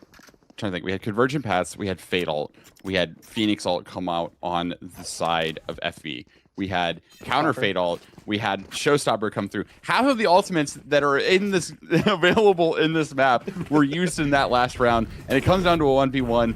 Ghosty able to just get the hearing back right at the right time. land the shot onto Stellar, convert the round, get the snowball rolling even further. Neural Theft and Wall are like the only two things online. Actually, Seekers was used too. There were 6 ults used last round. Talk about explosive that were Valorant. definitely used. Ooh, that was a lot that was happening there. Big Pig. A lot of information being found with Ethan holding in that alley area. Bombs getting ready to go down, and final Spike verdict. planted. Basically About to completely see owning the site. entirety of Chalk coming through garage here in a second. This wall's going to get tripped. How many players are going to have to look at that direction? Yeah, it's about to be scary here. It's a lot of Especially since information. Ethan's already Ethan down. can stick out. Bring Yeah. them down. And Peace not able to make much impact, but Facade with the big trade there, all the information. They know that the players are all here. They know that the remainder of Cha is pushing in through main, but can Cha get onto the site? That's a gun upgrade. Potentially trying to hold on to that gun with the rest of the players dying to bomb, possibly. You gotta question it. Money Backpack still holding on. Yeah, all players dying onto the bomb there. Questionable Money Backpack possibly should have maybe stepped away. Yeah, why are you save a Vandal at that point? Why are you making it even more expensive having to force another gun to be purchased by your team? That was a fantastic push through the 3-2-1 over the Vise wall and everybody flooding in. You properly checked the corner. You were able to get that rifle out very early on with the Astra Smoke and B main just to eliminate that sightline from any of the players on site, especially after Ethan goes down very early on. But we're going to see that Neural Theft is still online, as well as the Omen ult and the Steel Garden. Yeah, But gonna they're be gonna play really slow. interesting to see how this is used here. Just looking for Looking that for that camera Cypher cam. again. Yep. That Cypher Cam, that pesky Cypher cam. Cam. Hey, I hate to break it to you, man. Spoiler alert. It's on the other side of the map. Oh, ooh. That was rough jump peek from Stellar Okay, there. A little Stellar. bit of chip damage. Both duelists are on the B side of the map, though. So once the push finally comes through on the side of FV, I imagine that they'll group. There's still 55 seconds left. The Initiator and your Sentinel are on the other side of the map. Your smokes are in mid. You've gotten plenty of space taken at this point, and you've realized that Shaw hasn't pushed up yet anywhere on the map to gain that extra bit of information.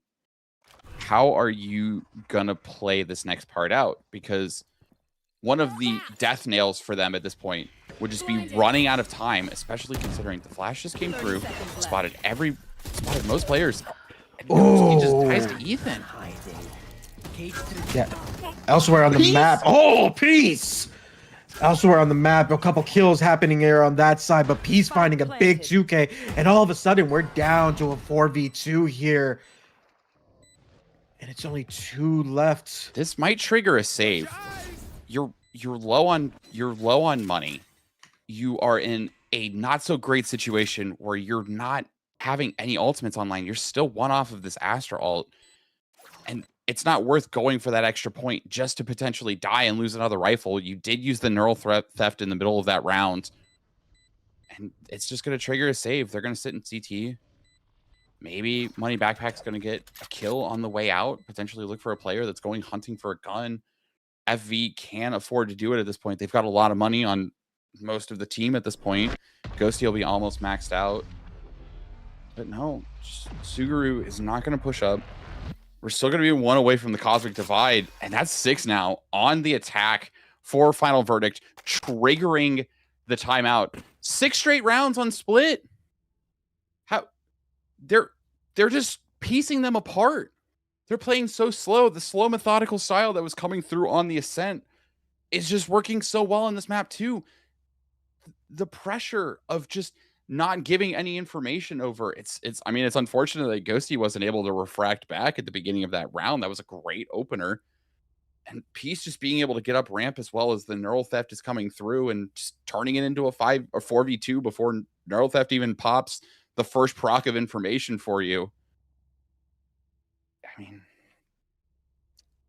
FE is just dispensing justice at this point against Cha so far. Those first 2 rounds, You win the pistol, you win the eco, and then it's just 6 straight rattled off on the other side of the map. There's got to be adjustments because really, this is a defensive-sided map. And if they're able to get the holds off properly on the side of FV, this is going to get late early on for the side of Cha.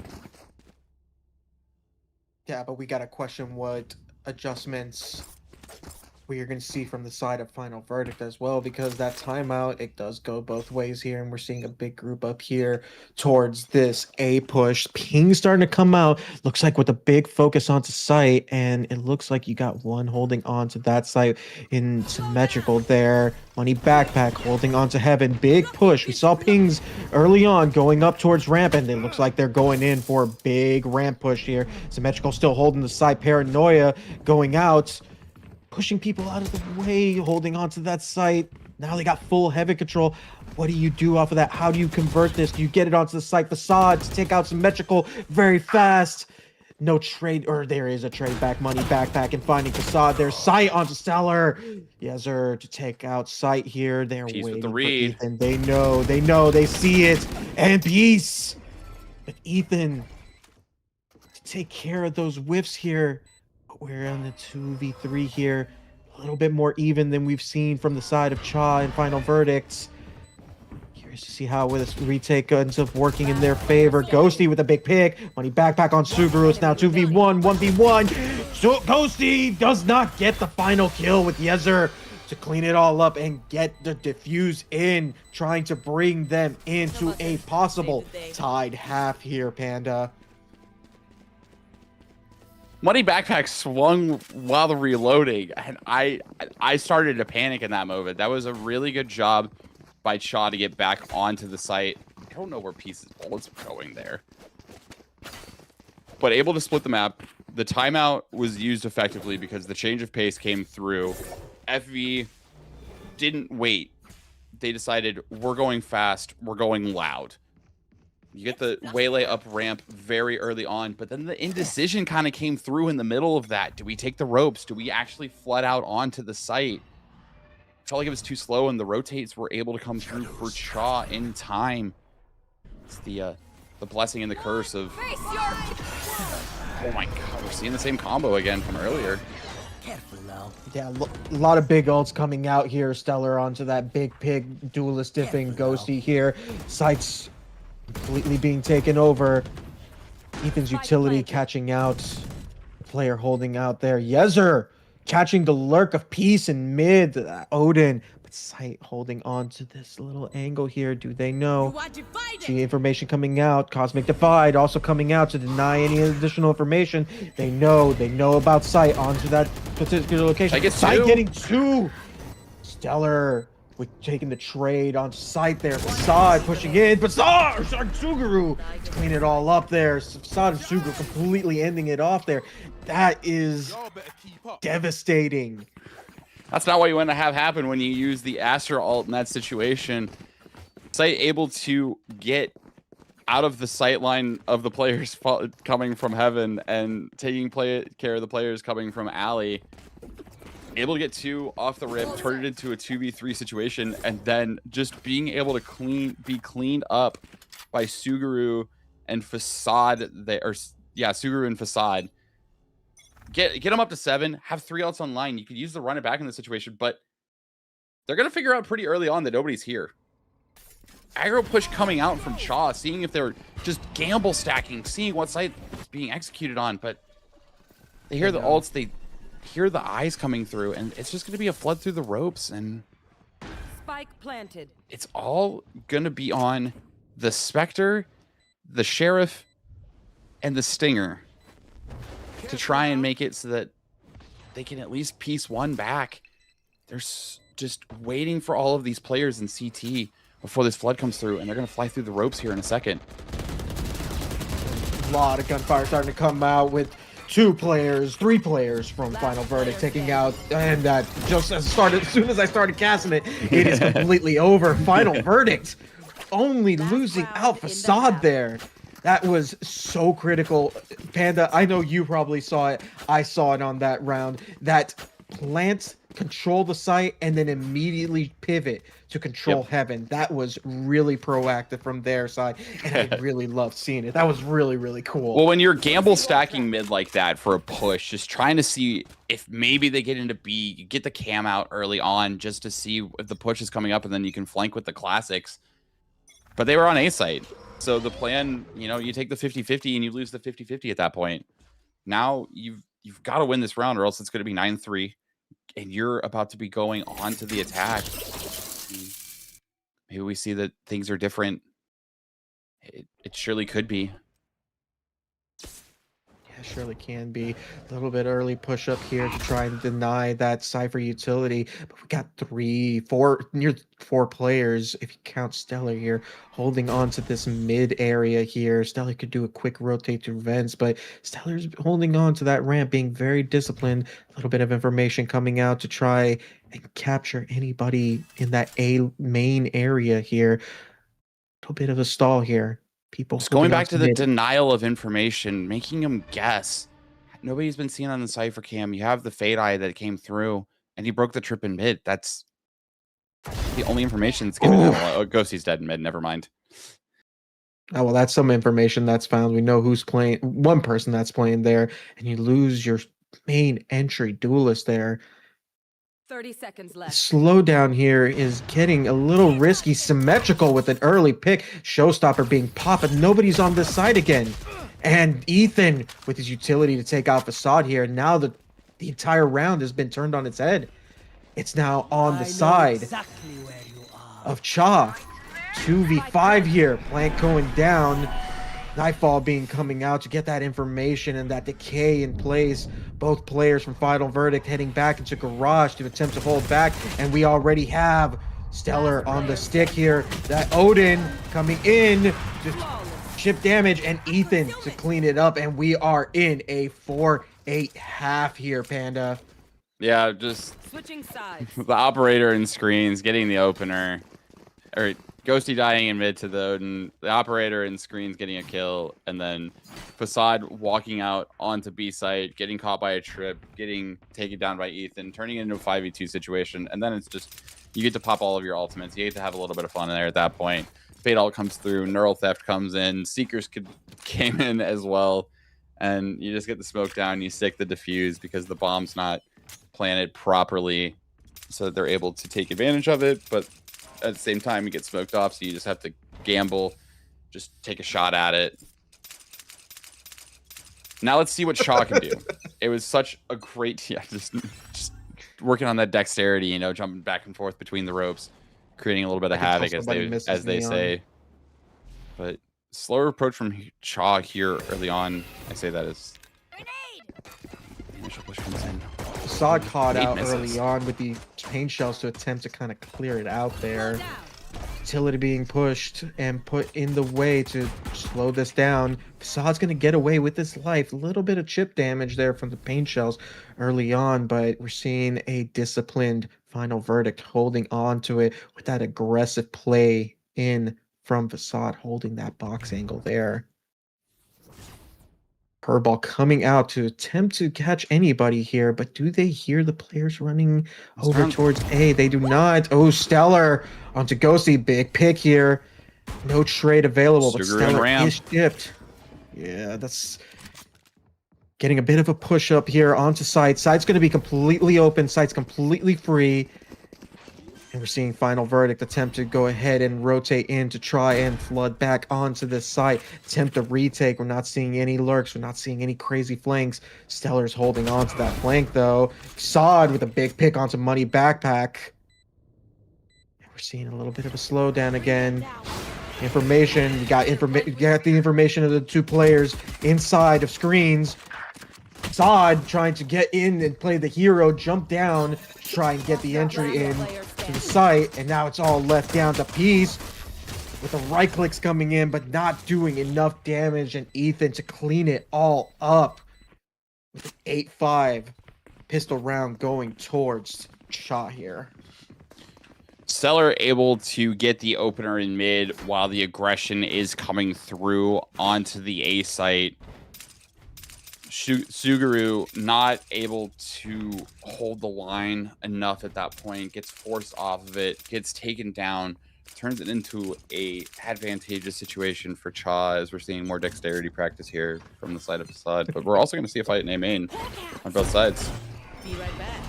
Yeah, this is going to turn scrappy here. A lot of guns coming out, a lot of deaths coming out. 3 players down from the side of Final Verdict with only 1 loss of Symmetrical on Cha. And we see Sight being the one person to hold it on. Dog coming out. Desert to take out Sight there. Peace with the right clicks coming in. That's a gun upgrade. You got a Spectre now to be able to try and do something with it, but you are 74 health, and there are 3 Cha players that are holding on Sight. Yezer is low, so you could potentially get an additional pick here. This could be expensive. Ethan did not see it. Oh, big pick on, but it is going to be money backpack to clean it all up here. 6-8 half, expensive, rough round to lose for Cha here. We're seeing a lot of that come out from both of these teams. Panda, what are your thoughts on that? I would say an almost well executed eco round there, but a couple of kills with the classics coming through on that side. They just met aggression with aggression, fought in A main. Flash is able to come through. Paranoia is going to come in. Stellar able to jump up to ramp, break the sight lines, just have them question when the swing was coming through from the other side. But this Han's going to catch a lot of information. Yeah, just caught all 5. They know all 5 are here on the site. Seeing this delay on the rotate, they're not moving as quick as they can. And now that the bomb is down, now we're seeing that rotate starting to come over. Oh, that refract. That's a rough position to have that refract in. Yeah. Site's completely being taken over and being held by Cha. Peace about to meet Money Backpack, and Money Backpack to completely annihilate that. Ghosty taking out the Cypher tripwires there on site. Saturate coming onto site to attempt to take the pick. Ghosty with 1. Ghosty does not find a second one, but Sight. 1 enemy remaining. Now we're on a 1v2 here. Money Backpack all left alone back in main. You gotta stick the bomb. You guys don't have that much time. Stuff coming in. 1 enemy And they do not have the time. Money Backpack's gonna win this out, losing their life as well to the bomb. Chaotic round there, Panda. Chaos. They won. Right. That's all that matters, you know? That's all that matters. All your players, you have enough to buy up in the next round, but hey, you got the win. You converted your bonus round. Really, they got a couple of upgrades from the kills that were picked up on the players on site. And as you can see on the other side, the buy's a little rough. Stinger on the side of Ghosty, but we got a shorty on site and 3 sheriffs, so expect. Yeah, gonna be interesting to see what happens here. Trying to get Final Verdict to dispense some justice with these sheriffs at this point. But the slow walk up mid into the smoke. It's gonna dissipate here in a second. Surely Sight doesn't get one with this shorty, right? Ooh, chip damage going onto site here, but we're seeing that flood there into mid, attempting to go into mail, but they back up and they're giving up that mid space. Nobody on the side of Final Verdict really getting too risky except Facade here, taking that wide open peek onto A main. And that neural theft here, finding out a lot of information about where these Cha players are potentially going to be. We're not seeing that expedition that we expect to see from Final Verdict here. Do they know about Stellar on ramps here? Stellar's holding this very nicely. He has the potential to get 2, and that's 1. Stellar gets 2. That's ramps completely cleared out, and now you just gotta hold the site. 1 enemy remaining. Symmetrical with that big pick. Sight did not get any value off of that shorty, and Yezer clean up sights. Bring it up to a tied game. We are 8-8, and that timeout is starting to come in here, Panda. I questioned kind of how the attack was going to work on the side of Cha. The defense didn't go too well for him, but I mean, picking up a flawless in that round, you're starting to build the bank up. 4,400 plus credits on all of the characters on the side of Cha. You got a Showstopper, you're one off of Seekers, you're getting close to the Nightfall and the Cosmic Divide again. Able to convert a Flawless off the back of a Neural Theft and a round like that is so important because you need to get the snowball rolling. We've seen Final Verdict take halves and just get the snowball going. They won 6 in a row in last half. What's stopping them from doing it now? But the adjustments have to come through. The timeout needs to come in. This A side is just getting constantly flooded at this point by Cha. They're feigning a little bit of aggression towards mid and then just quickly rotating over. Ethan's taking the space that you need to do on this lurking Sentinel player. Yeah, At the it's same time, interesting. you've We just got to haven't have. seen much lurk there, have we? I mean, he just walked up mid or he just walked in B main and got the pick onto Facade, got the Neural Theft down early on. But at the same time, it's gonna be the fight B main at this point. Cha gonna walk up. You hear at least one person there, but you're not able to identify who it is early on, and they're gonna take contact. A lot of information being found there on the side of Cha to figure out who's playing that B main space. We still have Ethan holding into mid. Doesn't know that. Do they know that site is in there? I don't think they figured that out yet, but Ethan positioning himself very, very nicely. Not making any noise. And we see a little bit of a shift coming in from Cha. Start potentially moving away from this B space. Looks like they're questioning it. Little aggression coming in from Final Verdict to try and get that information. Symmetrical onto Ghosty, but the trade comes in from Suguru onto Symmetrical, and it's Showstopper's coming out. Showstopper onto Suguru, but Stellar losing his life in the process. And now, Final Verdict left to deal with the attempt of a retake onto the site. We saw Steel Garden getting questioned there. It's too early for it at this point. It's not gonna catch all the players. Cage trigger. Yeah, we're seeing a little bit of the slowdown. This is what I was worried about. But piece onto Ethan, Facade grabbing Yezer, and now it's down to a 2v1. Money Backpack nearly being able to convert and win this out for Final Verdict, but it will be a 9-8 rounds in the favor of Final Verdict here, with Sight cleaning it all up. And of course, the chamber appreciation coming in from Sight there. You've won the round, but at what cost? You invested everything into that round.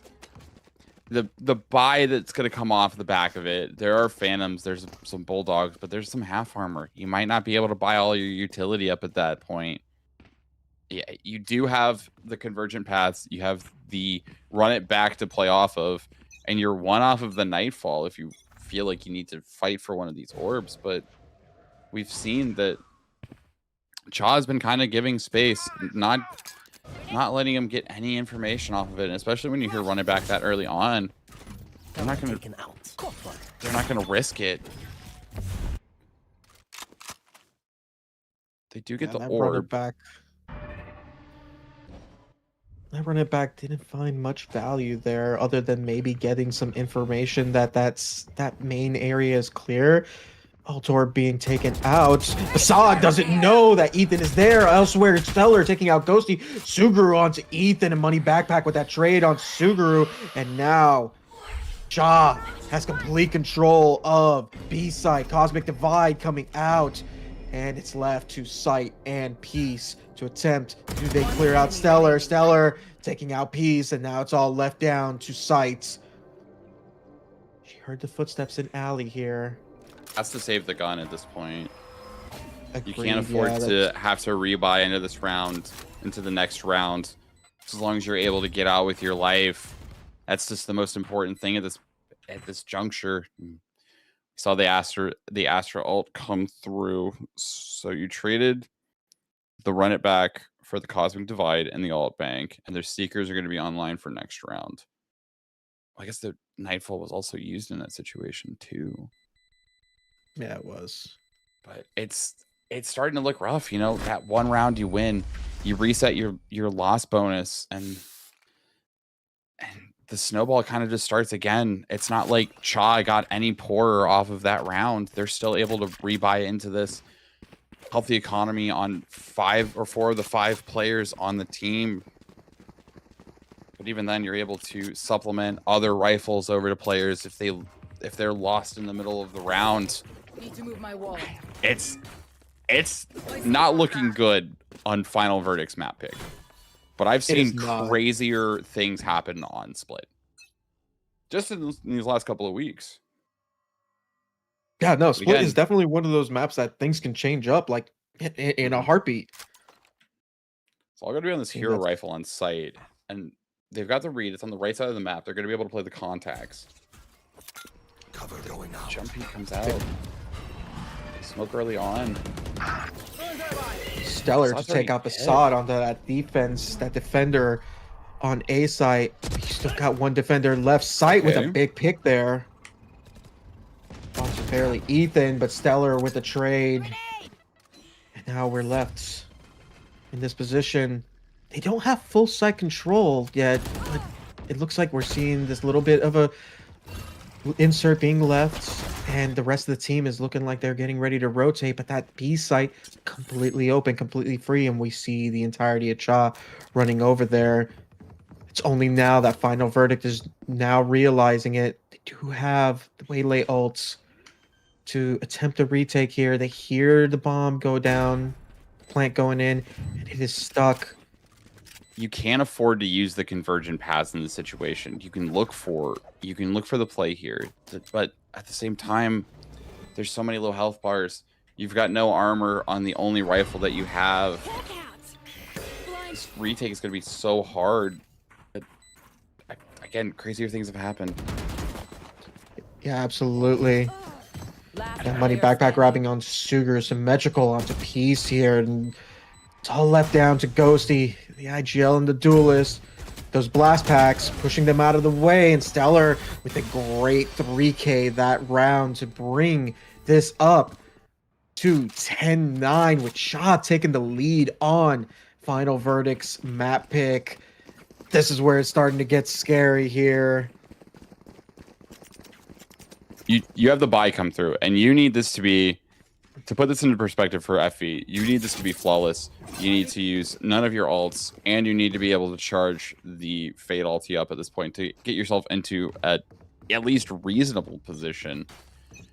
You're 1 off the showstopper, or you're 2 off the showstopper, 1 off the Nightfall, and everyone on the other team is going to be maxed out after this round. Ghosty with that aggressive push in there, but Stellar to find Facade in that defender role there. I believe that was on ramps that pick went out. Yeah, it was. No, actually, I lied. I'm sorry. That was on main. And we're starting to see a little bit of that came pivot. through, and they tried to play aggressive off of it, and Shaw just read it perfectly. Stellar was able to double satchel over into ramps, and they just kind of just ignored that the raise was there. Get out of here. Ooh. Okay. All right, Stellar, chill. Chill out. Yeah. Ooh, Ethan with a big find onto site there in mid, and now that's mid control completely taken over by Cha. Nobody particularly holding control over any particular side, but we are on a 2v4.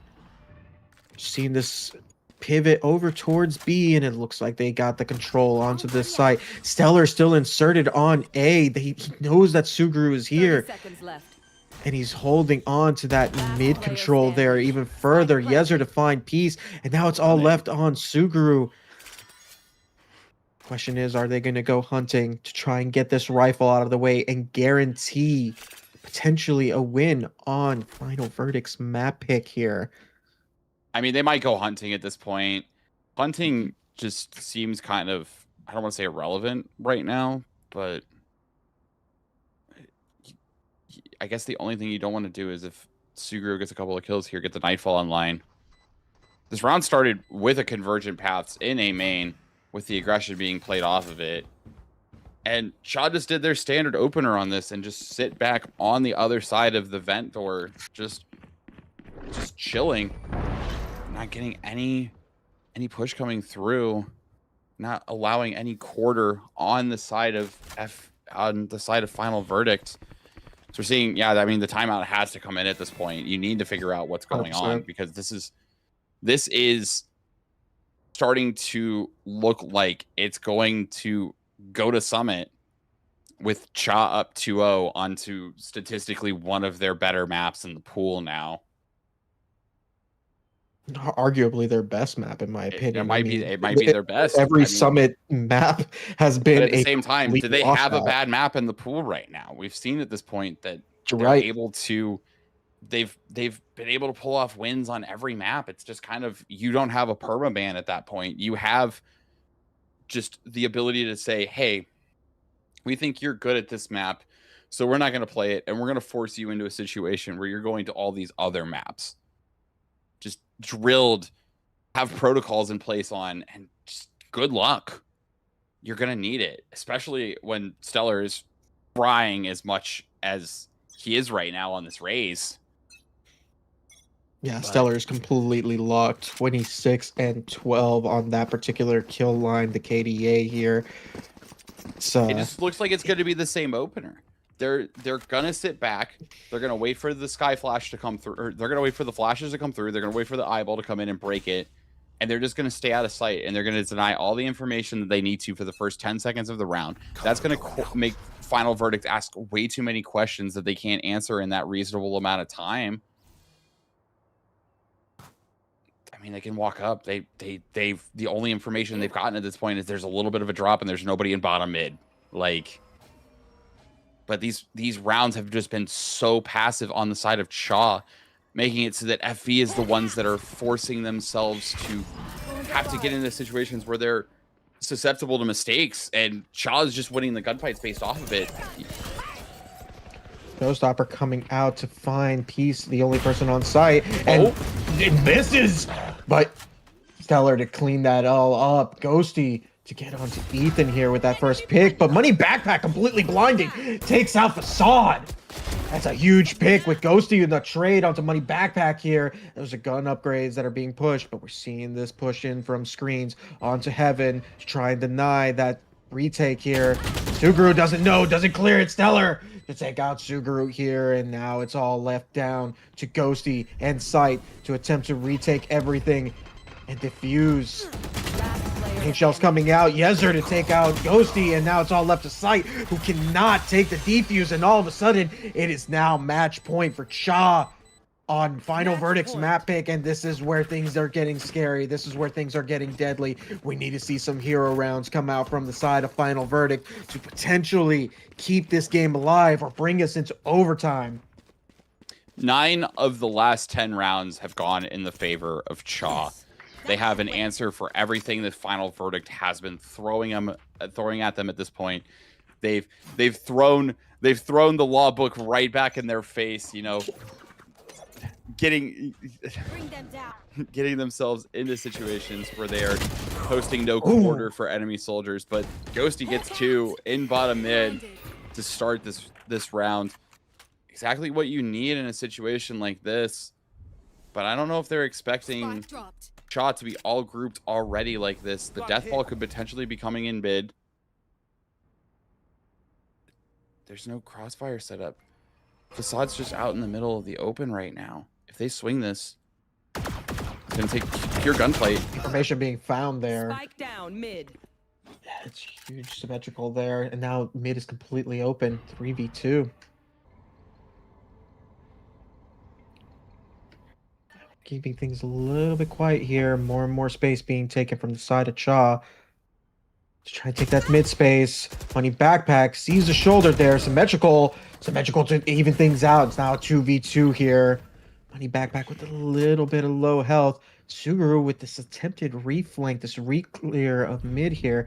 But it's not going to come in time because they're going to have sight basically for free. And bombs going down. And as they we're have to wait waiting for Peace. They have to wait for Peace to get here. The Seekers are going to come out very early on. Spots 1. Peace also gets spotted as well. Sim. Are they expecting symmetrical here? Oh, No, they are not. Symmetrical. I'll find Yeah. you. 3K off of symmetrical there. Eye doesn't capture anyone. Suguru, no idea where anyone else is left. And Suck coming in. Suguru to find unsymmetrical. They don't know where the last is. They didn't see it. Money backpack to clean it up. It is now 2-0 with Shaw taking the lead in this series. And it's getting dangerous because now we go to Summit here, Panda. The jury has been dismissed for the day. Cha is already up 2-0 at this point. Clean map, clean attack coming out on the side of Cha. You know, putting again a map that I thought was going to be very defense sided at that point just goes over to the side of the attackers pretty much. I'm pretty sure between both halves, I think there was a total of 5 rounds won on the defense. Just able to slow down, deny all the information. Stellar just having another, stellar performance in that map as well. Getting to 30 at the end with 9 first bloods, just carrying this team through the finals at this point. Yeah, absolutely. It's all on his shoulders to really bring them up to this 2-0 score line. But we need to see if Final Verdict have anything in store for Summit, because that is going to be the decision maker there. They need to win 3 maps in a row if Final Verdict wants any opportunity to potentially walk away as Season 10's Recruit champions. We will be back in about 5 minutes after a short break, and we will bring you what could potentially be the last map. If you're watching on YouTube, stick around and don't go anywhere. The action has not stopped.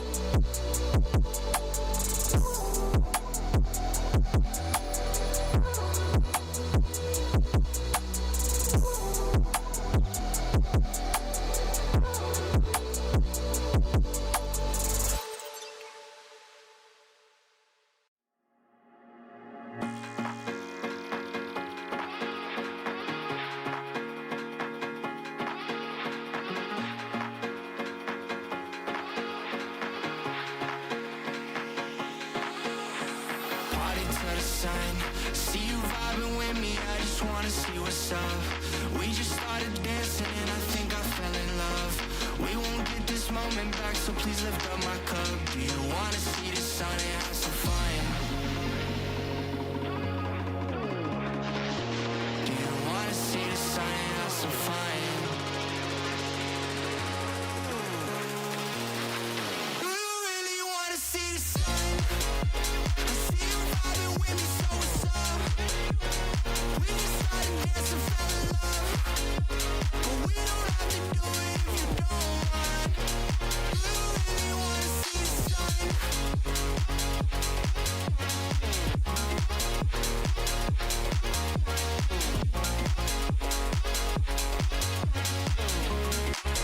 Do you wanna see the sun and have some fun? DJ keep playing the music. She throwing it back, she too thick. The way she move, she ruthless. She straight to the point like a toothpick. She asked can we take us a photo, only if I can take you to Ruth Chris. She laughed and said that's funny though, we gotta deal. Do you really wanna see the sun? I see you vibing with me, so what's up? We just started dancing, fell in love. But we don't have to do it if you don't want. Do you really wanna see the sun?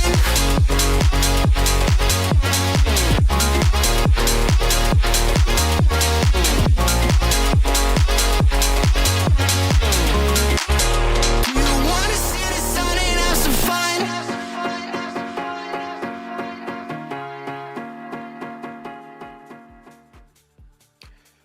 Welcome back, VDC. If you guys are just joining us, you guys have missed an action-packed first two maps. We saw Cha take their first map pick of a set and then a major upset on Split, where we saw Cha lead out and take the win on Split here. Panda, this has been absolutely crazy game, and now it is all or nothing for Final Verdict to attempt the dream of potentially being the season 10 champion here. How are we feeling after those first two games, and how are we feeling for this map that's coming up? I really think that these first two maps have been great so far. Defense side on Split was so hard for both squads. See if that tradition holds true into Summit as well. The new map in the pool, kind of one of those that, you know, still trying to figure it out, but both of these teams potentially have a good read on it.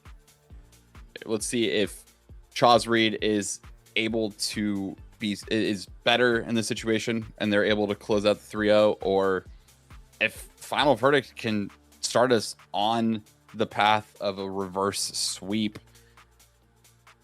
It all comes down to, well, this. I mean, It's all or nothing. going to Summit. It's win or it's go home. It's big, and this will give us the opportunity to jump into the agent selects here. And we're starting to see a couple of hovers starting to come in from the side of Final Verdict and Cha as well. It's just, you know, let's not talk about the hovers. There's some ones. You're right. Okay, well, never mind. Just kidding. Cha just locked their entire comp in, and it's the double dive duelists with the sky backing it up for the flashes. But on the other side, are they? You know what? I'm not going to talk about it. I'm just going to focus on the left side. You know, get the cages down, get the neon wall up, break the switches for the doors, so that you're able to effectively flood out on these sites. Comp like this is great at taking this mid space, getting aggressive, inserting the cipher deeper into mains potentially to hold a lot more ground, especially considering there's an entire chunk of a sight line that could just be taken out with a couple of bullets.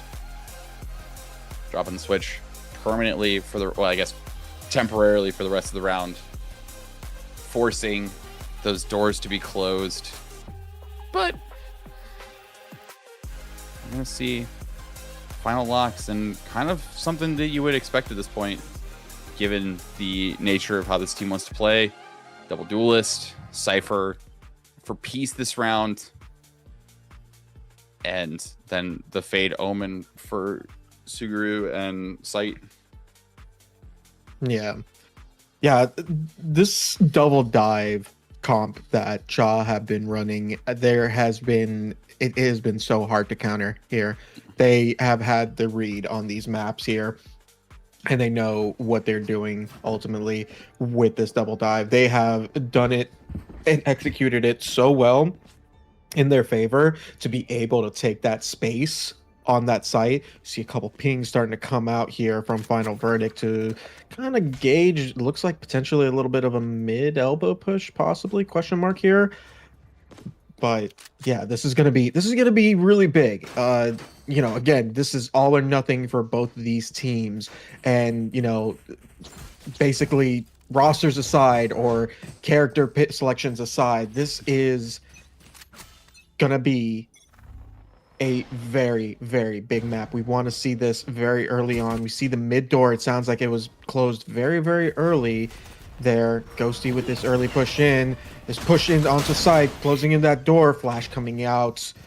Try and close this. Symmetrical with that first pick onto Ghosty. Money backpack. Also getting another pick onto Facade. And Stellar to grab piece. Try and hold this on, and now it's just left to Sight. Onto the line. It's over. Sight was holding on top of that box with that off angle, but Money back clears it up, and they get the defuse first round. This is the clinical execution that we've come to expect from Cha on Summit. You know, on this map, it feels like the flood out onto A site and getting the plant down within the first 20 seconds is a very common strategy, which is not how Final Verdict has been playing the game this entire series. They were able to push through. They lose a couple of players on the initial take, but they're able to get the spike down early on. Now they get to test the B defense. See how Ethan's playing, kind of gauge where the trips are going to be at on a default like first round setup, because you don't have to use the same setup for the second round. But yeah, not at all. And we're seeing this group up. Final Verdict going over towards B. Quick entry onto the side. They've given Ethan with 2 there. And a quick trade on from Suguru here. We're down 4v3. Ghosty taking in some space, giving in some aggression here. Looks like it's trying to get up on here. Money backpack being spotted out by the Fade Dog here. Ship damage going on to Money backpack, but Stellar's already heaven. Stun coming out from Stellar. Ghosty losing his life here. Suguru, Money backpack managed cleaning up Suguru here, and then Sight onto Money backpack here. It's now 1v1 Stellar against Sight, and Stellar to clean it up to bring it on to this 2-0 half. not as clean of a second round as you would want in this situation if you're on the side of Cha, but you'll take it. Ethan able to get 2 on the opener before getting traded out, slowing down the team enough so that Cha is able to get the rotate in. You're able to salvage the Bulldog out of it. It is going to be Ghosts and Bandits coming out on this round 3 in the bonus against the full buy. But we've seen weird rounds with pistols this entire series so far, so don't count out Cha in this situation. Setup did flip so that Cypher is going to be on the A site. They've been breaking the mid door every single round and then just kind of holding that mid space. Oh, Facade just takes Stellar out right away, though. Never mind. Oh, and a piece. Okay, another pick on mid. That's huge. That's 2 major key players out of the way, and then Ethan. That's the spike. Ooh. Lots happening here. Sight to grab out Ethan. The 2 mid players completely gone, and now you got A site completely for free. And now it's down to a 2v4 here. Able to recover the spike. Had 2 players already over there to trade out Ethan. It becomes really difficult for Money Backpack and Yeser to do anything at this point with the ghosts. Maybe do a little bit of chip damage. Try and get a Phantom or a Vandal off of somebody. Make that next round a little bit more expensive. Might be safer to dodge a bomb, no? Maybe. Oh, Facade! Never mind. Sorry, Jet. My ultimate's ready. Huge 3K there from Facade with Stellar at the very beginning in that mid pick. So this is different. This is not what we've seen from Cha in this particular map. We've seen absolute decimation from Cha. This Good early job. on, not what you'd expect to see here, Panda. No. I mean, that was kind of how that round was expected to go at this point. You do have the run it back and the Nightfall already charged up on the side of FB, and just playing defense around that rifle in mid. Just they were trying to carry it out and just wasn't getting retrieved at that point, and actually led to another player dying in mid. Ethan did get a good lurk up through, get the smoke taken care of, but Ethan's now kind of permanently setting up on the A site for the time being. Door's already broken. Cages are going to come through after the trips get broken as well. Spam damage coming out from Ethan onto Oh, this timing. Facade here. Rough timing. Ethan with 2 through this cage. This is huge. Big pick onto here. Neural Theft coming out as well. They know where all the players are. And now we're down to a 2v5. This is more what you'd expect to see from Shaw's side here. See the tripwire potentially there. Peace grabbing Ethan and Yezer to clean it all up on Peace and Sights. The double-edged sword of taking these pushes onto the A site is that when you flood out like that, you need to get the spike down right away. You need to be able to get into a post-plant situation, get yourself set up there. The slowdowns coming through from the Cypher, allowing for the rest of the team to rotate in fast. Neon running on from the other side of the map. Astra able to support from a wells of a way away. And just able to stop the flood before it gains any value. And they're hitting Ethan's site again. Face your fear! Run it back being popped by Facade here with Nightfall simultaneously. We get this entry being taken care of. Ethan managing to grab Facade in the run it back, and he is closed out. Peace with this random angle here. Go elsewhere. Ghost managed to grab Yezer. Peace onto Stellar. That's big. That's your entry gone to attempt a potential retake here. There's so much space being taken, but Ethan managing to find out Facade onto that site. Suguru with the fast trade. Ghosty managing to take out Symmetrical, and now it's all left down onto Money Backpack to potentially take this round in. That was information found. Saw Ghosty. The astral form attempting to smoke here, getting into the smoke. Try and give yourself a little bit of an exit, and you are getting out of there, getting out of dodge. But do they see Peace? And Peace manages to clean it all up there with only 1 loss of Facade from Final Verdict. And now we're bringing it up 3-2 here on Summits. Shaw's a little bit broke going into this next round. Great job on the side of Final Verdict to just bum rush onto the site, get the spike down, get Ethan out of the heaven position. And unfortunately, they traded a couple of players in that drop in the mail room, but the rest of the team was able to clean it up. We're seeing the force buy come through, or the half buy come through on the side of Shaw. 3 sheriffs coming in, but it's this A hit again. Yeah, absolutely. Ghostly managing to find some damage here onto Symmetrical. Looks like some damage being returned with that sheriff from Sim. And Sugaru's getting the plant down here. Plant being found. Heard the footsteps there in that little elbow area, but Facade being disciplined retreats, and Stellar with that crazy shot there. Here we go! Find out Sights, and oh my goodness, Stellar manages to try and pop ultimate here. Facade, there's so many kills being happening here, and now it's all left down to Yezer. A lot of ults being used, a lot of kills being found in the favor of Final Verdict. Yezer to take out Facade here. They know where he is. A little bit of spam damage, and Ghosty to clean it all up. Neural theft there. Was that an intended use? I guess is the real question. You're in a 4v1 situation. You know where the last player roughly is at that point because you've taken the cave space. Stellar did pop the overdrive and look for the play running through the caves area. These trips are devious from Ethan. This setup on A side, wow, just not exactly what I was expecting at this point. With the cam up in mid. Bring them down. But again, they're just going to keep hitting this A site over and over again, because if you're playing fast, you need to get on this site very early on, or else people are going to be... Okay, Ghosty! Ghosty!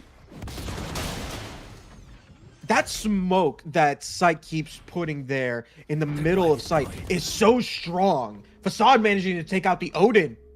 Facade finding Yezer. And he's holding that link space there. This could trigger a save on the side of Cha, based on how many players they've lost at this point and how the economy is looking as well. I agree. They're playing containment. It looks like they're saving, but I don't want to say that they've committed to it yet till we see it. Just a great dive onto this Cypher, able to take him out early on. There. Facade. Know where Stellar is. You see some support coming in from Vinyl Verdict. One, to get away from Bomb, but two, to potentially support the Facade there. But Money Backpack, Stellar getting out of the way there with Symmetrical holding back in their spawn. And okay, timeout rightfully so, Ethan coming in. This is big, Panda. Yeah, that's 3 in a row. Pick. That's a 3 in a row on the side of Final Verdict on this attack.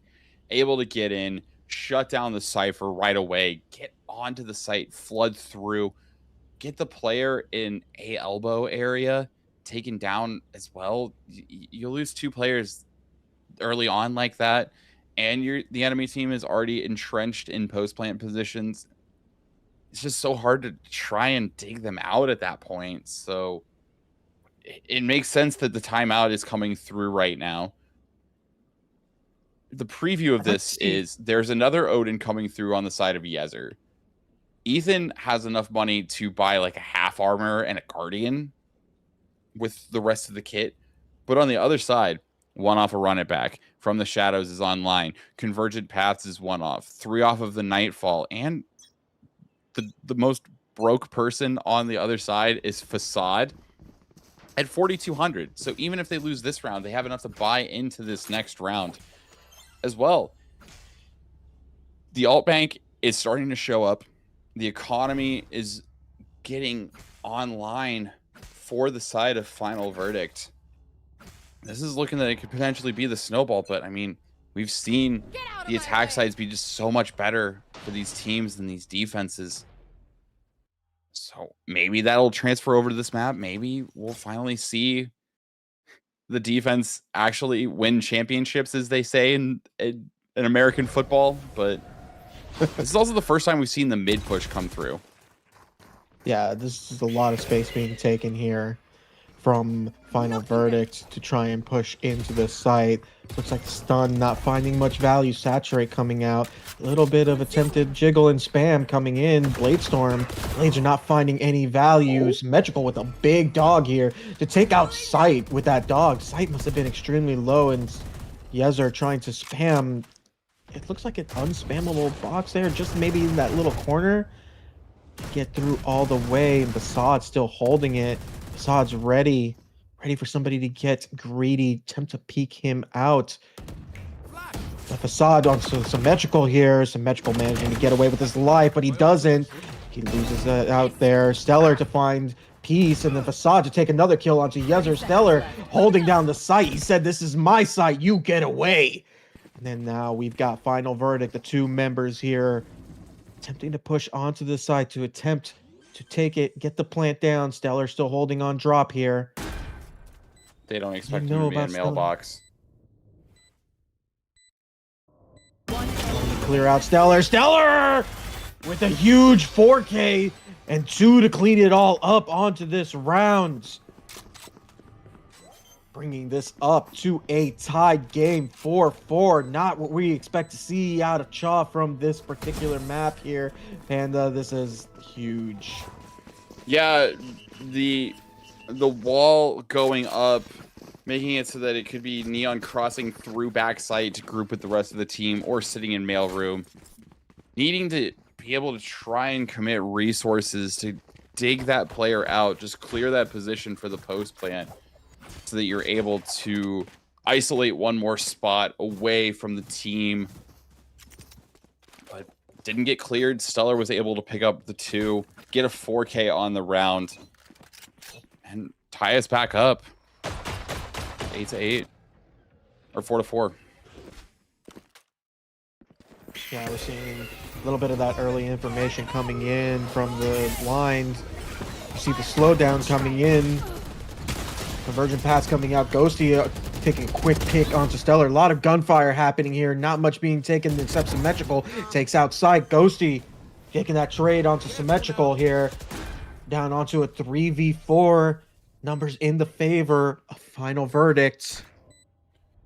No flashes to get on site, just Astra smokes. They could wall this off potentially if they're feeling risky, but it's so hard for them to dig these players out, especially when Ethan gets spotted, slow him down even more. They're committing. Ooh, Yezer with a big pick onto Peace here. Sugru on the Yezer though, and Sugru and Ghosty to clean it all up. Ghosty with a fantastic 3K to bring him in and keep the lead. 5-4 here. Convergent paths at the start of the round with the run it back on top of it. I don't want to say that it kind of just slowed up Facade on the initial take, but it definitely looked like it was kind of maybe pointed in the right direction or not timed properly, but still able to clean up the round, able to move it back into the advantage. You still have this you still have this economy online, and the loss bonus reset for Shaw as well. So if you win this round, you're setting yourself up for a pretty good position so that you're able to take the rest of the half. You see the Nightfall already come through, and the cam's broken as well. Guys are holding this angle here with the Odin's ace side being taken completely for free here. Very little resistance met from the side of Cha. And then we got Eye coming out, Fade Eye coming out to get the information of the players in cave, known how many exactly. But Ethan finding a pick onto Ghosty. And then, oh, Suguru. Ethan taking out Suguru here. And now things are starting to get a little bit more evened up as Facade finds Ethan Symmetrical onto Facade. Lots of kills coming in. Facade's left, sorry, Sight's left all alone. And Sight to clean it up. Sight to keep the lead, maintain that lead 6-4. To keep the hope and dream of live, a final verdict, potentially taking a map away from Cha. And keep them alive in the playoffs here. 17 seconds, get the spike down, make it so that Shaw has to bring in all of the reinforcements. Looked dicey there for a second. Ethan able to get a couple of kills on the backside of the site. The flood was starting to come through, but Sight able to clean up that round, put them into a fantastic position where it's just pistols on the side of Cha. In a favorable spot to move up to 7, but I don't know if they expect this push out through A main, just the slow walk through, Ethan holding all of the space. They'll hear the Prowlers come in, but I don't know if they're expecting this. Oh, peace. Symmetrical to clean it up, but they got that information now. They know how many players are holding there in mid, and now A-Site, again, completely being taken for free here. And we're seeing them take extra space, looking like they're going in for a cave push. Look, it's looking a little bit like a group up to potentially attempt a death to bomb. I don't know that we normally see that too often in Recruit. Normally that's like a pro play thing. Put the rifle on your Neon and let her just slide through. Big trades being found here, big kills being found here. Suguru to take out Symmetrical, Ghosty finding Ethan here, and now all of a sudden it's a 1v2 with Money Backpack to find it all, to do everything to potentially find a way to save this round out. Suguru does not find that kill, or sorry, Money Backpack does not find that kill onto Suguru here. Last round before the switch. That Ghost almost took care of business there. But It did. good, Almost. good job by Cha getting the push out, eliminating the lurker in peace, getting that rifle, but just unfortunately just flooding in through the entire crossfire that was set up on the side of FV. 7-4. Both teams will have a bye. It's just Cosmic Divide and one off some ults on the side of Cha and everybody except Yezer. It's a lot of Odin bullets. A lot of bullets being found. Ethan on this position. He likes to play this heaven position. He likes to be able to put that spam damage, that potential chip damage. I know Ethan to find Ghosty. Getting caught up on that tripwire there. It's a 4v5. Favoring the side of Cha. Attempt this retake here. From the shadows being used. Heading into mid. The blade. Facade to find Ethan here. Money backpack onto that big trade. Yezer spamming with this Odin here. Peace. And now it's all left up to Sight. Sight using this. Oh! Hello? Check No their time. BC. Check their BC right now. The stick coming through, but Sight to find a lot of value there, and Stellar to pop that Switching sides. overdrive to take that pick and guarantee that win. 7-5 half here. Panda. Yeah. That's a great retake from Cha there. Get the astral, the Cosmic Divide down, able to split up the map, put it so that put all the pressure on Sight, having to push through both the wall and 4 players watching potentially any position that's coming in. Defuse comes in. Cha able to salvage the last round, make it a 7-5 half. I'm curious. We've seen their attacks be so strong this series so far. What's the play going to be? Looks like a mid pop so far.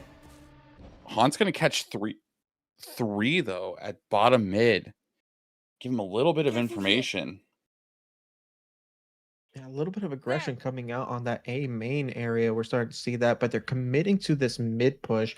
A little bit of a delay from Money Backpack, still holding back in that lobby area.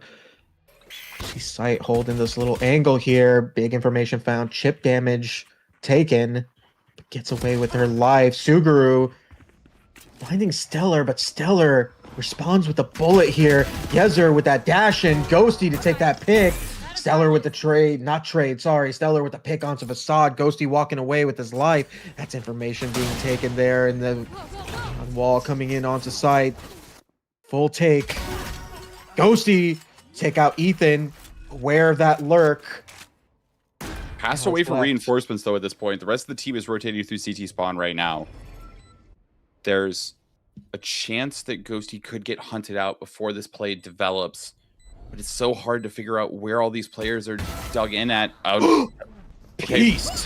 What a shot. Standing. Money Backpack with a big pick there. Ghosty onto Money Backpack with that trade, and now it's all left symmetrical. But Ghosty's so low.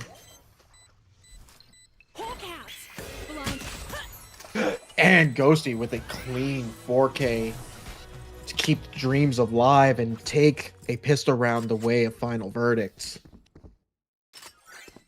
Is that the first pistol that Final Verdicts has won Yes. this series? Yes, it is. Okay. I just wanted to, before I made that point, confirm my suspicions. I'm almost certain it is. I believe, I believe looking back on it, yes. Yeah, because they lost both Yeah. on Ascent and they lost both on Split, and of course, That goes there. Cha won the first one on this map. So we're seeing the first anti-eco round come through. You know, a little bit of a mix of a buy. You've got the Sheriff coming through on the side of Suguru. Mid push up on the side of Cha. There is a Sheriff on the side of Stellar. So if anyone's able to make pressure on this, it will be this Neon. You're seeing the flood start to come in through. Taking space into trophy here. This is huge. Lot of whip coming The out, but Hinder. yeah, damage coming out. No real deaths being found. Stellar being Peace left as with an two. insert. Freak with 2, yeah.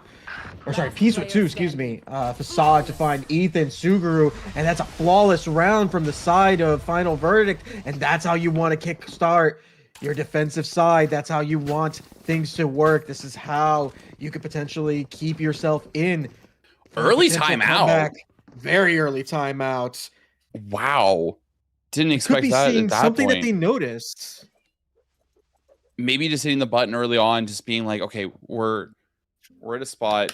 This round is so crucial because if FE gets up to double digits and converts a bonus round here, that's starting to spell a little bit of doom here on the side of Cha. Maybe just trying to fortify a plan, just taking that extra 60 seconds just to talk it out. Don't overthink it. They've probably got some wacky play in the back of their heads, and they're just like, no, let's just, slow up A, kind of explode out all at once, get the mid lurk set up, just something like that. You don't have to get overly complicated with it. You're in a really good spot with the buy that could be coming through. It's just ensuring that you keep this buy after this round that is so important. Because again, nobody died on the side of FE in their anti-eco round. It's all 5 guns that were carried into the start of last round are here for this round. And this alt bank and the economy could start to snowball very early on the side of Final Verdict. Yeah, I'm starting to see a good 5-man push here from Cha, starting to play together. I love this kind of play style that they do. I effectively love to call it the blob, but we're seeing that a little bit of a separation. They're playing together still, but we got space being taken on site. Facade to take out Yezer that was there on site all alone, with the rest of the team starting to flood in here. And now we see that Shaw have control on site, but the numbers are not in their favor. We're seeing the push in from Cave. It's a late flank coming in from Peace, but this Paranoia is going to catch a ton of members. Yeah, huge picks being found here from Final Verdict onto barely Ethan. We saw Stellar going down, and now it's all left to Money Backpack. And the stun, or sorry, the suck is being pulled in, but Sight, aware of the location, it manages to clean it up here. It's a 9-5 half. This is exactly what you need on the side of Final Verdict. 3 players living, carrying these rifles that were brought into the round by Shaw. You're building an alt bank. You've got to run it back online. You're 2 off convergent paths. You're 1 off a neural theft. The plan is starting to work out really well for this team. The retake was crisp there. Able to identify these players, split them off. Facade able to get the opener onto Yezer on the site itself. Get the jet out of play early on. And we're seeing kind of a half force buy come through because it feels like Cha is reaching a desperation point where they need to get something rolling. They've got to break through this alt bank. They've got to break through the economy. And that's a pretty good start with a 1-tap from Stellar. Very big pick, and that's a free gun upgrade right there. Vandal going the way of Stellar to potentially keep things a little bit alive here. Seeing them retreat away from this elbow space and go back down towards this mid. Flash being primed, ready to go. Doesn't catch anyone, but Sight's there. Okay, Sight. A little bit of chip damage. Sight managing to find Stellar, actually. Oh my god, I didn't even realize that. And then elsewhere, Peace finding Ethan with the Cypher diff, and then Sight with the running gun onto Yezer. Absolutely diabolical. Saturate coming in to try and slow things down. Money Backpack still holding in here with the flash coming in. Oh, you didn't clear take it, the corner. doesn't clear it. Money Backpack getting a free upgrade onto Facade. That's a free A site. That is a free A site, and they realize that. They recognize it, and they're running it down. They'll have time to react. They'll be able to get over there. But there's no paranoia. There's maybe 1 smoke online, but there's a full kit coming through on the side of both of these players for Cha. And what started as a fantastic round to start with, are they expecting the wrap? at what point is this Astra combo of utility going to slow them up enough? They need to get the speed up going because the pull is going to come through, at least just to deny it. Oh no, they're all lined up. Gun barrel. Yeah, the gun barrel was poking out there. Money backpack to find these. Does Ghosty have time? I don't think Ghosty has time. No, he needs to escape with his life there. But that is one round to go the way of Cha to try and attempt a bit of a comeback here, Panda. That was a scrappy round there, but it worked out in Cha's You favor gotta check ultimately. your corners. You do. Money Backpack was just blinded up entirely, and she was just able to get the kill with the Ghost, get the upgrade, open up the A side of the map.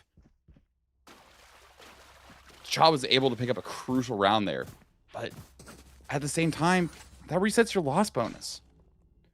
You will have the Astral, you have the Cosmic Divide, you do have the Seekers online, but at the same time, there's a run it back for the retake. There's a convergent pass if you're going to settle yourself onto this A site for the flood back in. Might be hard to hold. Facade just getting that initial information, running it back early on. Careful now. Might not find any value here. Just enough Unless to he can slow him manage up to get a even and pick. gain the information is important, because then that gets FV into a situation where they're able to converge on this. They're able Overdrive's to online reset now. the position. Because he's kind of tied in knots at this point, just trying to reinforce this elbow position because they feel like the play is going to come through here. And so far, they're reading it really well. Spike is about to come elbow. Suguru is going to be first contact. Manages to get out of the way there, Subaru, to get that big pick onto Yezer here. Divergent Bat's being taken, and Spike down mid. Symmetrical to lose his life. Facade take out Stellar, and now Spike completely left on an island. Ghosty to take out Ethan. Money Backpack left last one alive. They know where she is. He doesn't catch her out. What do you do in this situation? Spike's on an island. You got 3 players. A You just final gotta verdict. save. Holding it. Yeah. There's no way to convert this Risk here, round. though. You don't have time to plan. If you die here, that's going to be so crucial for your team's economy. And the spam through the smoke to clean The it spam all comes up in. there. Yeah. They're forced into a situation where they're playing for overtime. They can half buy into this and just buy up for next round. But then, even then, you're playing for OT. If FE converts this round, they're up to 12.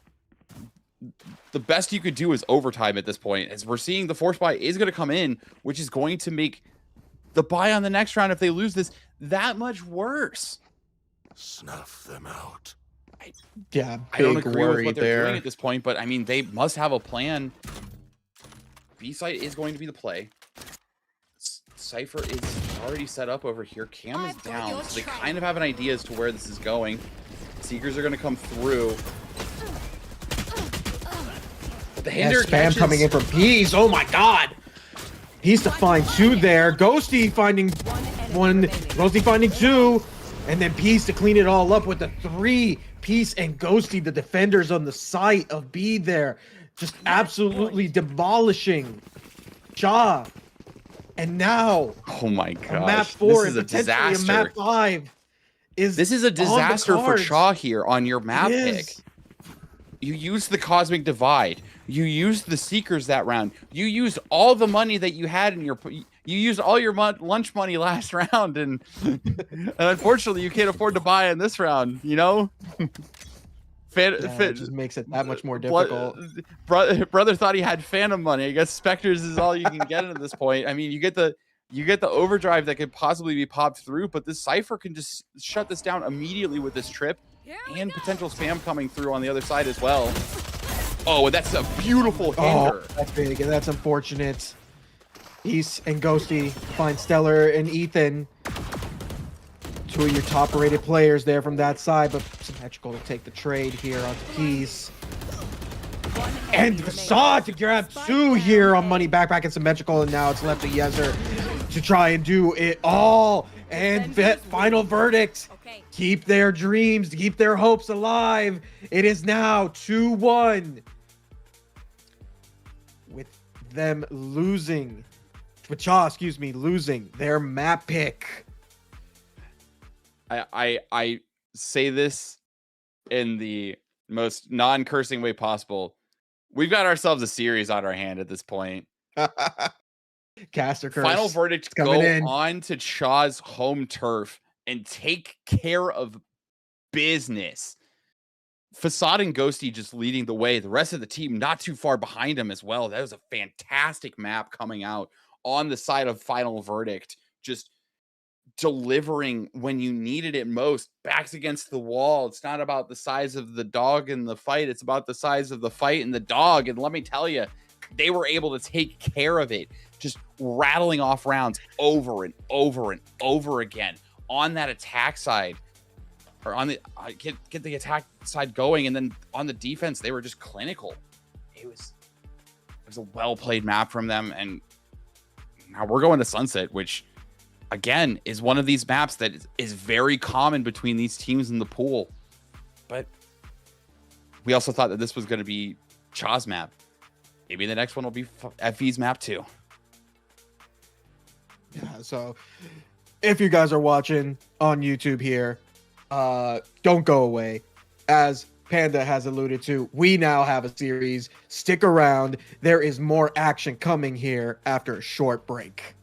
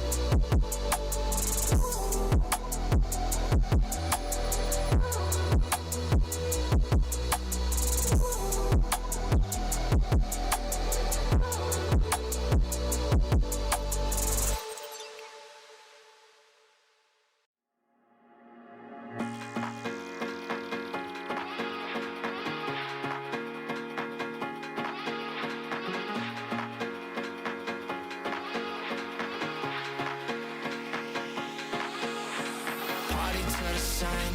See you vibing with me, I just wanna see what's up. We just started dancing and I think I fell in love. We won't get this moment back, so please lift up my cup. Do you wanna see the sun and have some fun? Do you wanna see the sun and have some fun?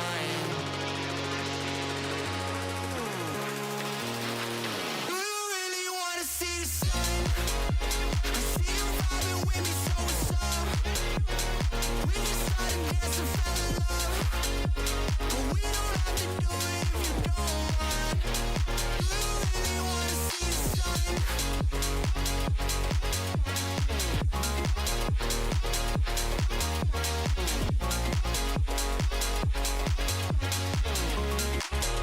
you wanna see the sun and have some fun? DJ keep playing the music. She throwing it back, she too thick. The way she move, she ruthless. She straight to the point like a toothpick. She asked me to take us a photo, only if I can take you to Ruth Chris. She laughed and said, that's funny though, we got a deal if you bring the music. We put our cups in the air like we don't care, like we in the 90s. Stars in the sky, I'm feeling so high. The lights on the screen are just blinding. I don't even care, caressing your hair, enjoying the night cause we vibing. Not worried about tomorrow at all, cause we gonna party to the sun. Do you really wanna see the sun? I see you vibing with me, so what's up? We just started dancing, fell in love. But we don't have to do it if you don't want. Do you really wanna see the sun? Do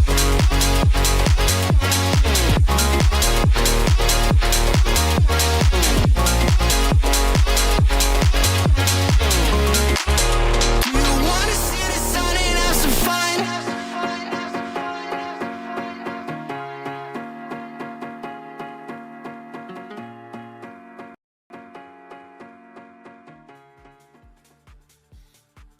VDC, welcome back.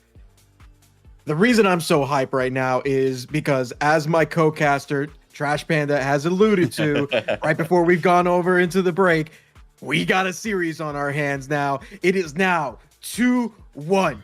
Shaw currently in the lead, but Final Verdict finding that major upset on Cha in their map pick of Summit. Statistically, a map that Cha have been absolutely dominant on, and Final Verdict have found the counter on there. We now move on to our next map pick, and maybe this is an opportunity for us to take a look at everything that has happened. If we could take a look at the map picks and bans and see what the scores are right now, this could be an opportunity to go ahead and just revisit everything that's happened. Panda, what are your thoughts so far? I mean, it's been a great series so far. The win of Cha on Split, where there were 5 defensive rounds run across the entirety of the map, was so critical to this. But then Final Verdict coming back with the counter punch and taking Summit in a fashion that I didn't expect to see Cha lose that map in at that point. Final Verdicts looked drilled. They had great protocols. They were able to control the map really well. And they were, most importantly, they were hitting their shots. You could have all the plans in the world, you know. The team could be better on paper, but the game is played on the server itself. And we're heading into map 4. We're heading to Sunset. It's where the nice coastline head to Los Angeles, right? That's where this is one. I'm really bad at knowing where the maps. Yeah. I'm bad at knowing where the maps in the world are in Valorant. I think I know like half of them, maybe. I think Pearl might be the only one that's kind of like an exception, mainly just because I think it's in like the middle of the ocean. Pearl's just Atlantis. What are you talking about? You know what? Touche.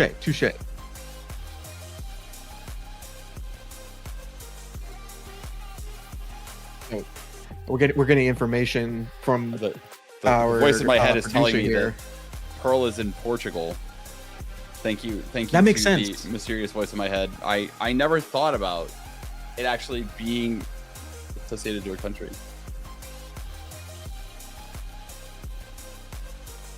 Interesting. So yeah, apparently there is a card that's somewhere out there on the map that is specifically unique to Portugal. The other thing that I have noticed too, I don't know if anyone else has ever noticed, they do actually speak Portuguese on that map. Something that I did No, notice. I didn't know that.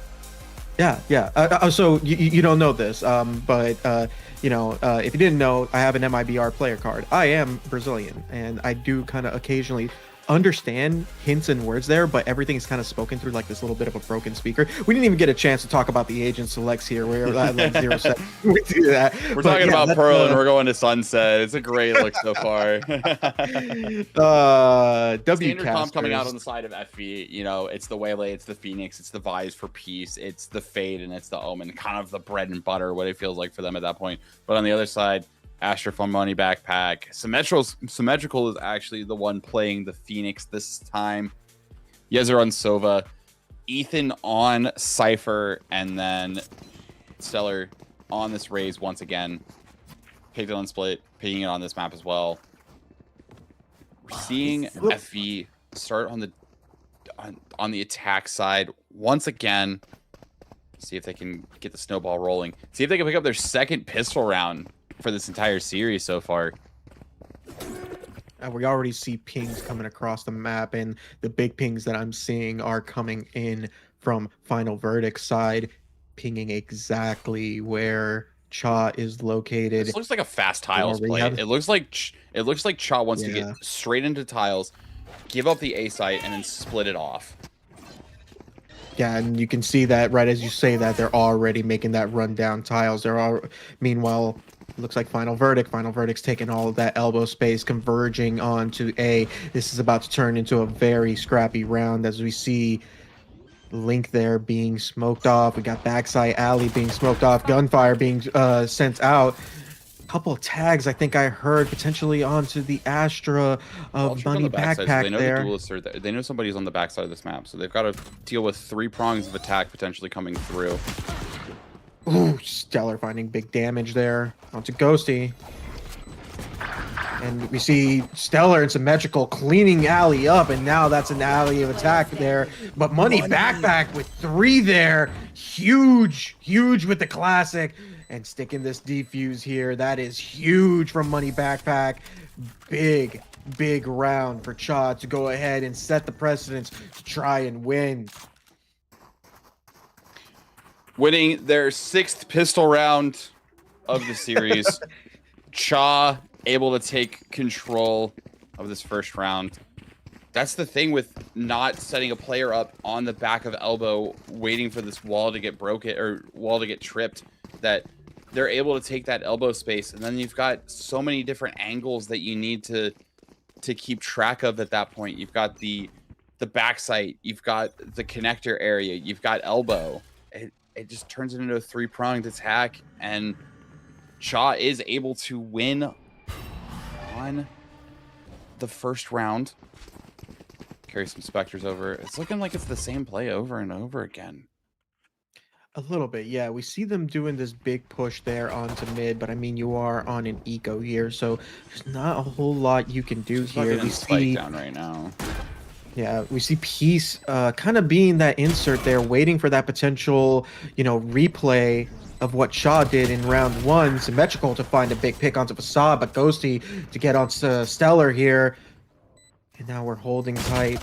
Symmetrical to take 3, finding Peace, and now it's just left onto Sights and onto Ghosty here to try and hold it all down. Bomb planted for them. They got this amazing cross here. And Ethan with a running gun gets traded out by Ghosty. Now it's all left onto Ghosty to do it all. And Symmetrical, huge 4K from his side. Now it is 2-0 Sunset on map 4. Just constantly giving this A side up over and over again and playing the retake. Worked really well for the first two rounds of this. We are going to see the first buy come in on the side of FV. Bonus is going to have a little bit of lighter weaponry behind it. We're seeing a classic for Ethan, a Ghost on the side of Money Backpack, a couple of Spectres, and a Sheriff coming in. It's against full Phantoms and a Vandal. And now they're going to use that gun advantage and play around mid. Smoke up top. Switch to trigger the market door. Door's gonna be It's all broken just about- instantly. Playing with speed, getting onto this B site very early on, not letting Ethan be entrenched back there. But now they have Huge to know. acceleration here. Ethan to find a big pick and trade it out by sight here. Bomb being planted towards the back site. An interesting choice here from that particular side of things. See this attempted flood retake. Sights got Paranoia ready to pop. They know where they're coming from. Have to know. Paranoia doesn't come out. Counter flash coming in. Facade to get 2. Facade on 3. Huge picks coming in from Facade, and now it's all left on to Stellar. Stellar with the Sheriff in hand. Can he do anything to keep it up? And Facade with 4 here to clean it all up. A lot of hero plays coming out from both sides. This fight isn't Now over. we're on He's 2-1 Facade, here. yo. You know, He's able to get the Facade, 4K on the yo. round, able to carry over 4 of the 5 rifles that were brought into it. Unfortunately, Ghosty having to do the rebuy, economy a little lower, but the run it back is ready for both sides. And I guess the next thing would be the Cosmic Divide for money backpack, just depending on if there's an orb picked up or a kill that comes in the middle of the round. We're seeing no real pressure towards mid, just the lurk up tiles from Peace being identified very early on. And the ult is going to come through Information there. onto the side of B from Facade. Ghosty with a fast entry onto that B side. Facade not getting any value off of that. Little frustration being expressed there. Symmetrical being seen, Peace also being seen. So we got that information being found there. Sight holding this off angle here, but they know now. Paranoia going in to further delay and running back. Not finding any value. Facade to find Yezer here. Facade very low. Stellar on site. Sorry, Suguru to take out Stellar. Ethan on Ghosty. Symmetrical on Suguru here. These players are still holding in on this backside here. Facade did everything to do. Symmetrical. Facade on another 4K. He wants it. He wants it bad. I've heard of dueling pianos, but I really haven't heard of dueling phoenixes at this point. Facade getting the better of his counterpart at this point, going up to 10, almost just halfway to the next run it back, you know? As one of our colleagues says, the first rule of Phoenix is farm your orbs. There is no rule 2. Already at 4 of 7 points to the next one, could easily grab this A orb, get up to 5, get the spike down, that's 6, and then get another kill, or potentially die, and that would be the next run it back for the next round. But seeing pistols come through on the side of Cha, Facade is just taking over this game in the early parts of it. Oh, Ethan barely just getting out alive there. Everything to do there. Questioning a little bit of that push in. Big information being found. Big kills being found by Facade. Again. Facade is locked in. He's getting big picks. Paint shells coming out. But Stellar with the swing and the Sheriff one tap onto Facade. But Suguru to take out Stellar. And then the flash coming in. But Suguru managing to get away with his life. This is big. We see Symmetrical starting to push up with the Sheriff here. We see the arm and Suguru with 3 and that collateral at the end there to take out Money Backpack. Huge round there. It's now 2-3 favoring the side of Final Verdict. Run it back online, Nightfall online, 2 from Convergent Paths, starting to build a bank up. 4,200 plus players, 4,200 plus on all the players. That's 2 rounds worth of buys, given loss bonuses, etc. coming through. It's starting to look really good on the side of Final Verdict on Sunset here. Very disciplined, well drilled. It's the map that has been scary for Cha in the past, both in a good and bad manner. You guys are taking first contact. Here comes the running back again. Odin gameplay coming in as well. Saw Ethan getting Ghosty out, but Yezer's got that Odin online. Oh, the Sod timing on that run it back, not favoring them. But here we go, Odin gameplay coming in. Suguru getting the plant down just now. We start to see the flood come in from Cha here. Big fight happening here in mid.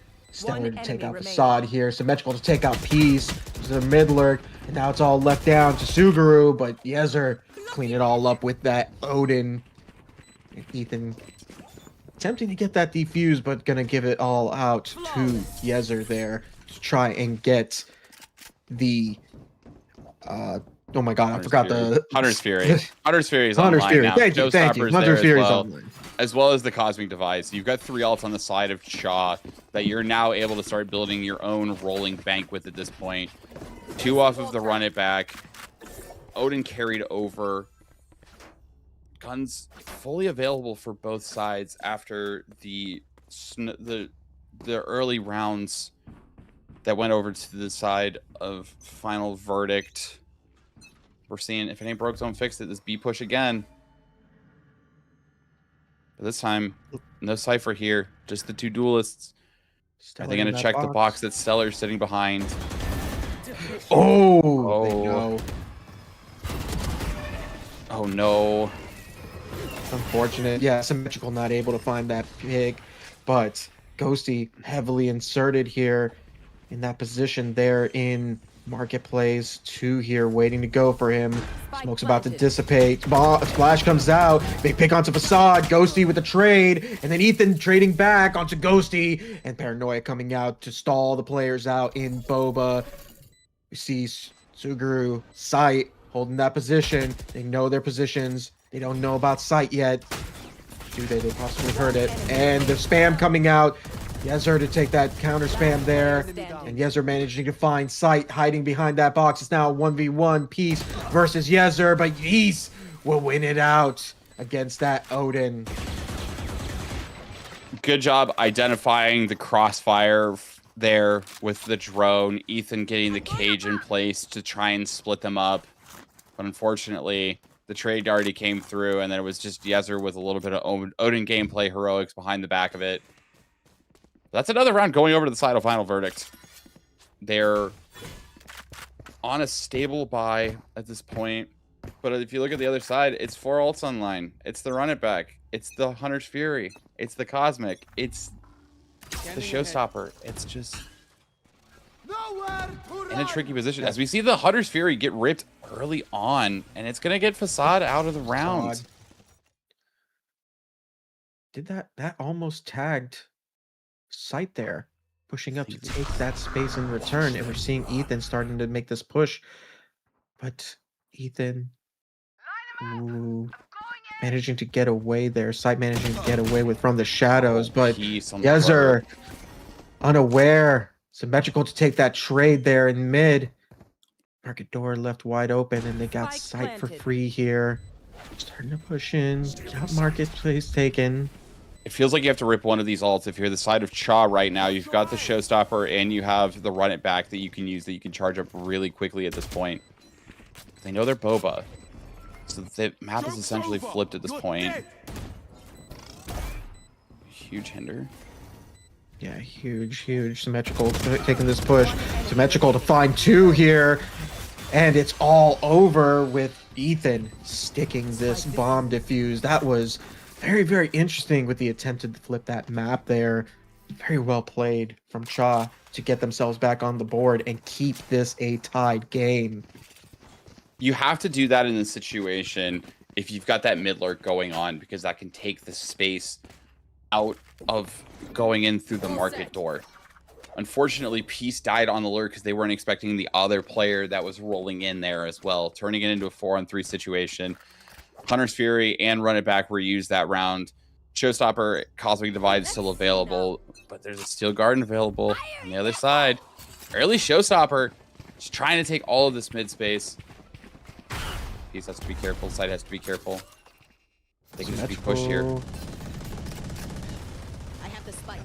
A lot of spam being come out, but that's mid control completely taken over by Cha. If they want to fight, they're going to have to take the fight in mid here, or they're going to have to group up and hit a site very fast and risk that very quick flood overtake. We see them starting to pivot starting to see some pivots over towards B. Heavy pivot towards B. 2 players heading over towards the side of A. And look at the map. That is where final verdict is heading. Peace being found by Stellar very, very rapidly. And that's information being found. Do they think it's a lurk? Peace is normally the lurk. They're grouping back up towards mid here. And information found there. Sight on sight. Ethan with that cam to get that big information. Ghosty so low. Planted. Having to fight all of this. Information the being PP. seen.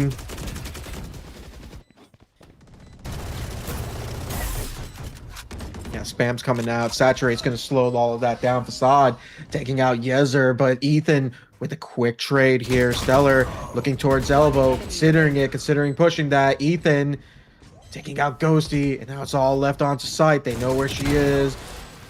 Sorry, left onto Suguru, and they know where they were, but Money Backpack will clean it all up, and the bomb defuse comes away, and now Cha takes the lead back in their favor.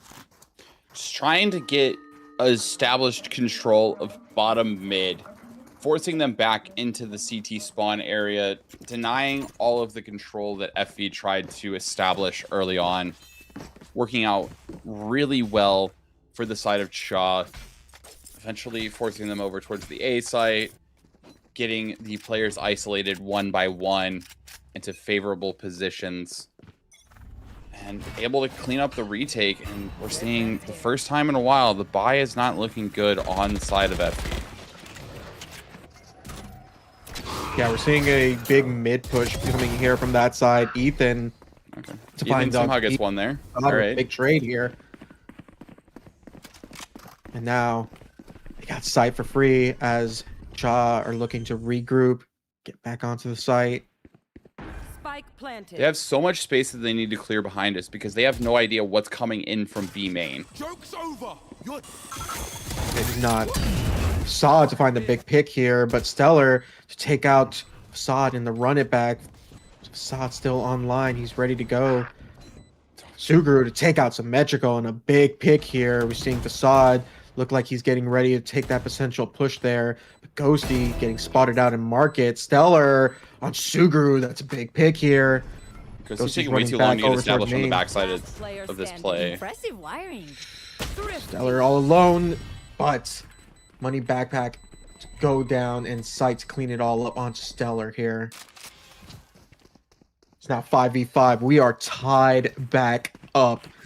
A lot of action happening here on these rounds. Very interesting to see how they handle that on an eco in their favor. Not able to break away on either side, just trading these rounds back and forth, getting scrappy, able to save a couple of rifles that were carried into this round by Cha, but you can kind of see the economy is a little low.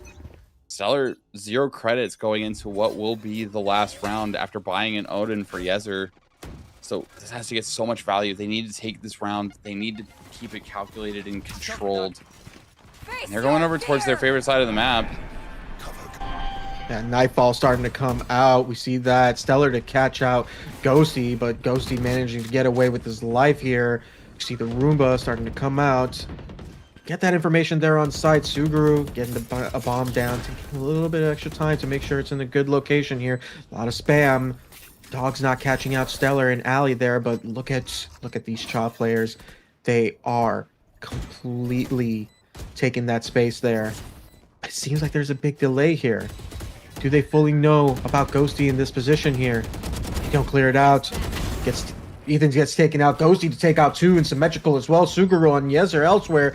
And then Stellar and Money Backpack to try and get onto site, but Suguru to clean it all up. Suguru and Ghosty with a Ghosty just big cleaning up the retake. round there, Last round. getting in the half. 3 and 2 respectively. The amount of rounds that we've seen the spike get planted without any kills coming out from either side, just because it's so slow, it's so methodical. They're playing these specific protocols. They're trying to get these retakes in through. Meanwhile, Facade, the substitute for the team, is up to 17 kills on this Phoenix on the attack. A great half coming through at this point, as we're seeing the same tiles push that we saw early on in the pistol round. Wrapping it up with that. They know where the wall is going to be placed. They know at least one player's behind, but Ethan's already down. Yeah, that's Facade again, ready to take them out. Oh, but they Check the clear corners. Yezer. They clear Yezer. Yezer with 2 for free. Basically walked into his gun barrel, all wrapped up with a bow on top. Now we're starting to see the 3 players on site having to deal with the flank coming in. Big pick, Facade to take out Symmetrical there, but Stellar onto the trade. Stellar with 2. Now it's left onto Peace. Peace to find 1. Peace cannot find the next one. And Yezer with a 3K in that deadly Odin to clean it all up. And it brings it back up. 6-6 half. We are tied on map 4, Panda. I just don't understand the Stellar with a big Stellar pick on with the Yezer. kill on the Yezer with the showstopper. I just don't understand why you're pushing up for so much space there at that point. Let them flood into you. You have no idea what's going on the backside of the site. There's no real effective way to clear that box unless you just dry swing it or flash the corner. And they just kind of swung out. Yezer got 2 with the Odin. And we're tied. Which is definitely not where I thought we were going to be, 6 rounds ago at this point.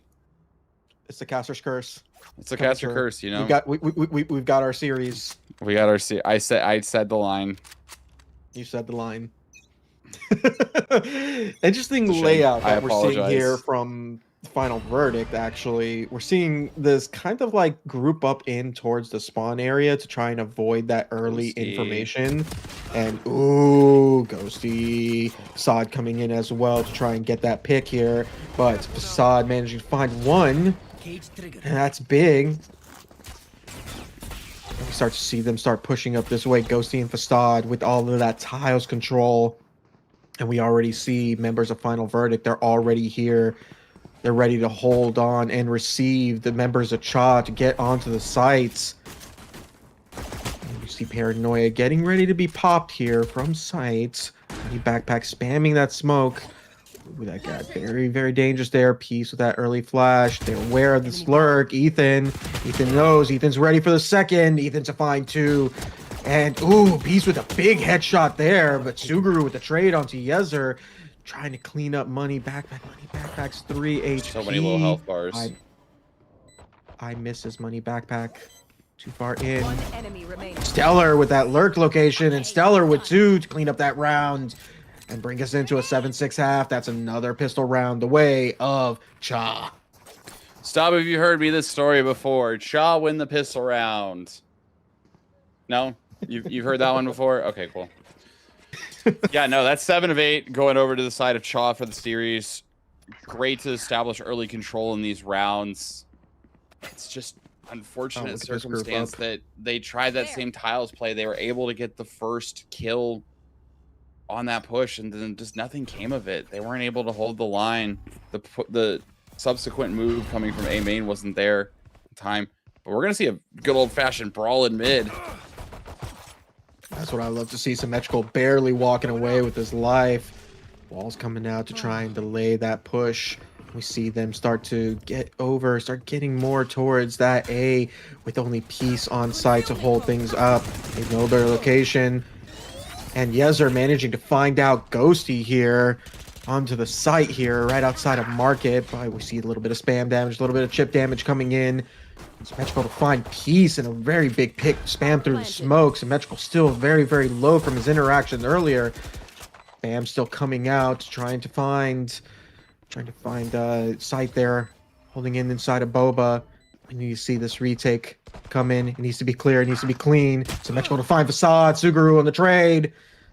And we see this high-low coming in. Suguru, is it going to be aware of it? No, she's not. First right side, not aware of it. Stellar to find that big pick. And Ethan to clean it all up to take another round away from Final Verdict in this half. Cha win the pistol. Cha win the anti-eco. Guns come online. Final Verdict have to put themselves into a situation where they need to win this round to keep up. I've heard the story before. I was gonna say, have I said? I feel like I've made this point before. I've played these games before to quote that one popular Netflix show. Yeah, Nah, it just feels like the same old story, same old song and dance every single time at this point. So we see the mid aggression is going to come through. Market door already shut. Smoke top mid. There is so much space it, but there it is. that Shaw is able to take. But Facade is ready to meet them with open arms. Ooh, big pick on Ethan there. And the heal is going to come out with the fire. Looks like Hot Hands getting ready to come out as well to delay that push onto A site. A little bit of discipline being shown here from Final Verdict. They're not over rotating. They're not giving up that much space over onto the B side in case they decide to do that fast rotate. But now, as I say that, starting to make that move, starting to move over. Stellar finding Facade very early on there in elbow, but Stellar down to 20 HP. Symmetrical a little bit low here. Eye being spotted out. You see the plant getting ready to come down. Roomba catching out Ghosty there in alley. And no information being found here from the flash, but we see the flash come out from Symmetrical. He knows that one is there, but they know that there's people pushing in from alley as well. Ghosty to find Symmetrical. That's huge.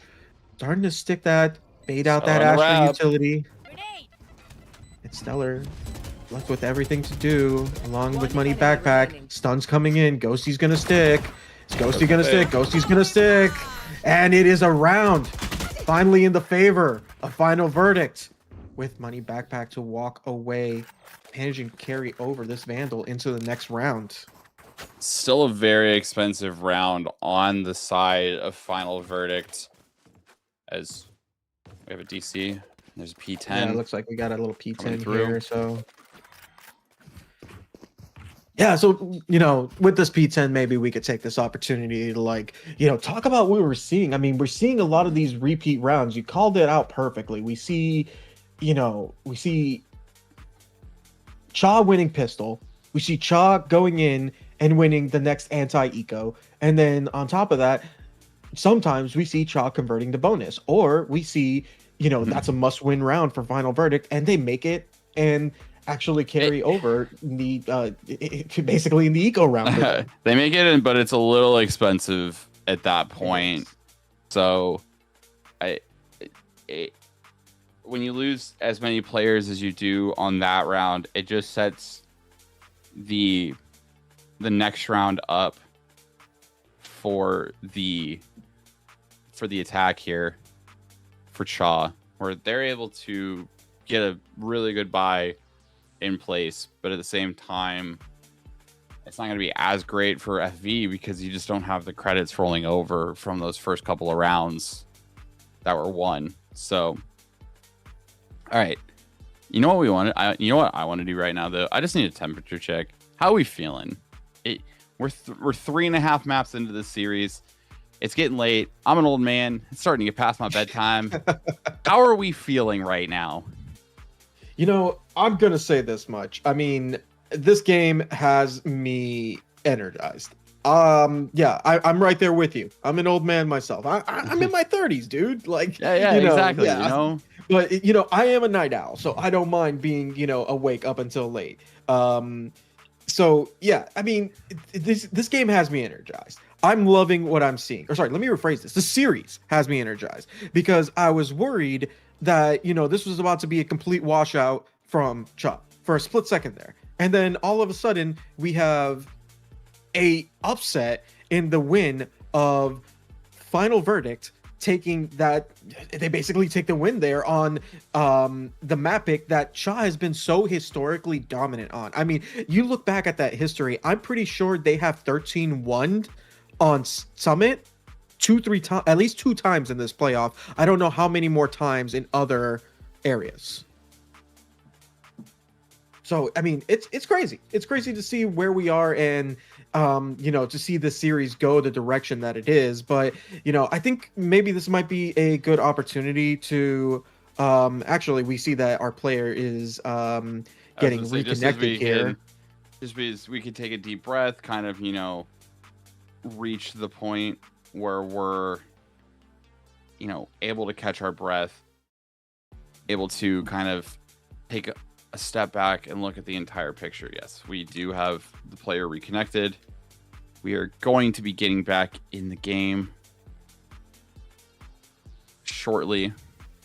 Just waiting on the ready checks coming through on both sides. Yeah, while we wait for that, should be just a few moments. I think they managed to get reconnected, but probably still loading up onto the game, and we're starting to see some of the ready checks come back in, coming back and we're seeing ours coming across from both teams, and it looks like we are going to get back into the action here. And we start to see, coming back from that tech pause, we're starting to see that group up over towards A from the side of Cha, and curious to see how they handle this round, because you mentioned it, now both teams are a little bit on a buy, a little bit of couple buys here, you know, or a couple purchases, broken purchases here, you know, in the sense of, oh, Stellar with a big find and spam onto that box here. So curious to see how they handle this around here. We're starting to see the rotates come over this direction from A side. Yeah, just playing out a vision of the Fade Eye early on. Playing back to deny the early information, and then just immediately swinging out with the Phoenix Flash. Turning it into a 5-on-4, making this post plant really tough. Forcing Stellar finding a big pick there onto Ghosty, but Symmetrical also to find onto Sight, not expecting Sight to be on top of that box. That's a big find, big pick. Symmetrical with that jiggle to find that information. Here. Yeah, they might have to here. He's pushing out anyways to go on to Gezer to take him out. Stellar with a 3K to take out Suguru here. 9-7 half. Now starting to go the direction of Cha here. Cha taking the lead. It's been very flip-floppy here. We've seen a lot of one team takes the lead and then the next round of ties.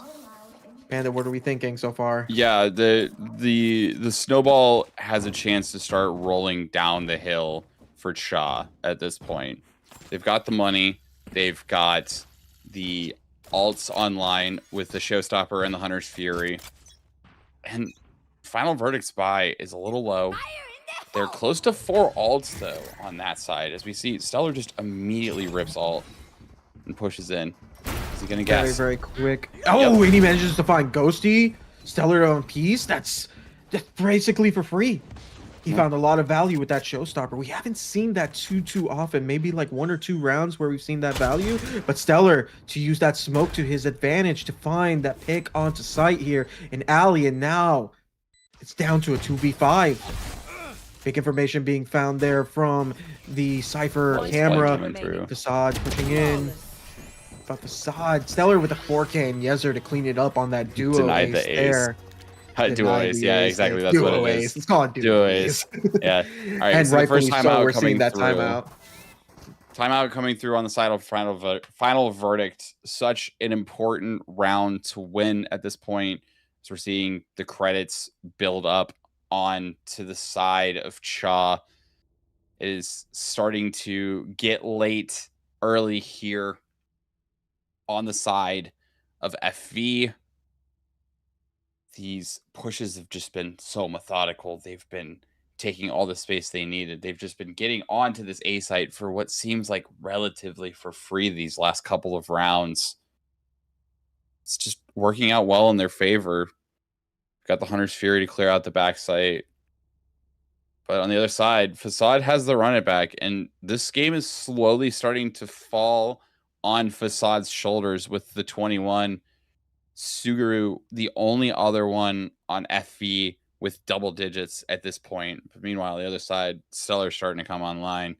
21 and 9, almost maxed out on the cred bank. Heading to the above.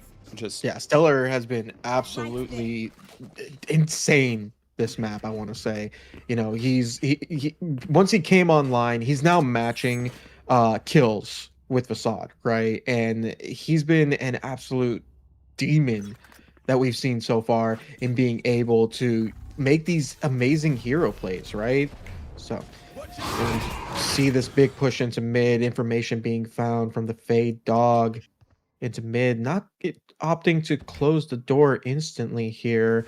Stellar's got all of the space here in tiles, but they don't know about the tiles player. Yezer We got Facade to take out Ethan, but Money Backpack to take out the run it back. Facade there, Suguru to take out someone else. Oh my god, so right as I say that, so much is happening. Suguru to take out Symmetrical. There's a lot that's happening here. Yezer to take out Suguru here, and now it's 2v3. Favoring the numbers, the side, a final verdict, but Yezer to decapitate Peace, and Ghosty in return to take out Yezer in that big trade. And now it's a 2v1. The one tap! One tap! Oh my god, Money Backpack. They can clutch this up. They have a chance. Do they read it? They do not. Sight to clean it up. It's a battle of the controllers with Sight to win it out, and it brings us back in 10-8. But like you said, Money is not favoring the side of final verdict, Panda. Goodness gracious. Money's not looking good on the side of final verdict. Bucky being looked at by Peace. I mean, it feels like if you're committing to the buy, we've got to if you're committing to the buy, everyone has to do it at that point. You can't do a half full buy at that point, because then all the math gets added, it gets misconstrued there. But Sight able to clutch up and hopefully looking to string some rounds together. But Stellar just gets 2 off the rip. Stellar 2 off the rip. Yeah, Facade with 2 in return, but Ethan with the trade. Suguru to get that trade back, and now before we can even think, 10 seconds in, we're 2v2. And now this round has gotten just that much more dangerous. The side of Suguru and Peace trying to hold things down. We can see that Peace is starting to make their way over towards B, but we see Yezer and Money Backpack trying to keep everything in line. Dark coming out to try and get a little bit of information here on site, see if anyone is here. You do get the information that nobody's there. Nightfall being considered. Nightfall does come out as Bomb comes in. And we are in for some action here. They know where Yezer is. They likely know where both players are. See the flash come in. See a double peek here. Yezer with 2. Sorry, Yezer with 1. Money Backpack to take the other. And that brings us up 11-8. Unfortunate round here and a tough round to lose for the side of final verdict. Panda, what are your thoughts here? Oh my gosh, the opening of the round, just more than half of the lobby is gone in the first 10 seconds of the round. Slow it down. Good job on final verdict to guess where the site was going to be. It's just unfortunate the Nightfall didn't hit anything, didn't really gain. I mean, it hit 1, but it didn't get as much information as they needed at that point. So we're going to see early Steel Garden looking to be ripped here. Try and get the advantage in this round. I don't know what this is going to accomplish, because this is just going to force them back out, and they can just slow down. They've been so confident just slowing down these pushes. This might force a rotate, and that actually doesn't favor final verdict at this point, because there's nobody set up on the B site to meet this. Yeah, Facade will be first point of contact, but I don't know how much you can get with a bandit here. Symmetrical to find 2 onto there in Peace and Facade.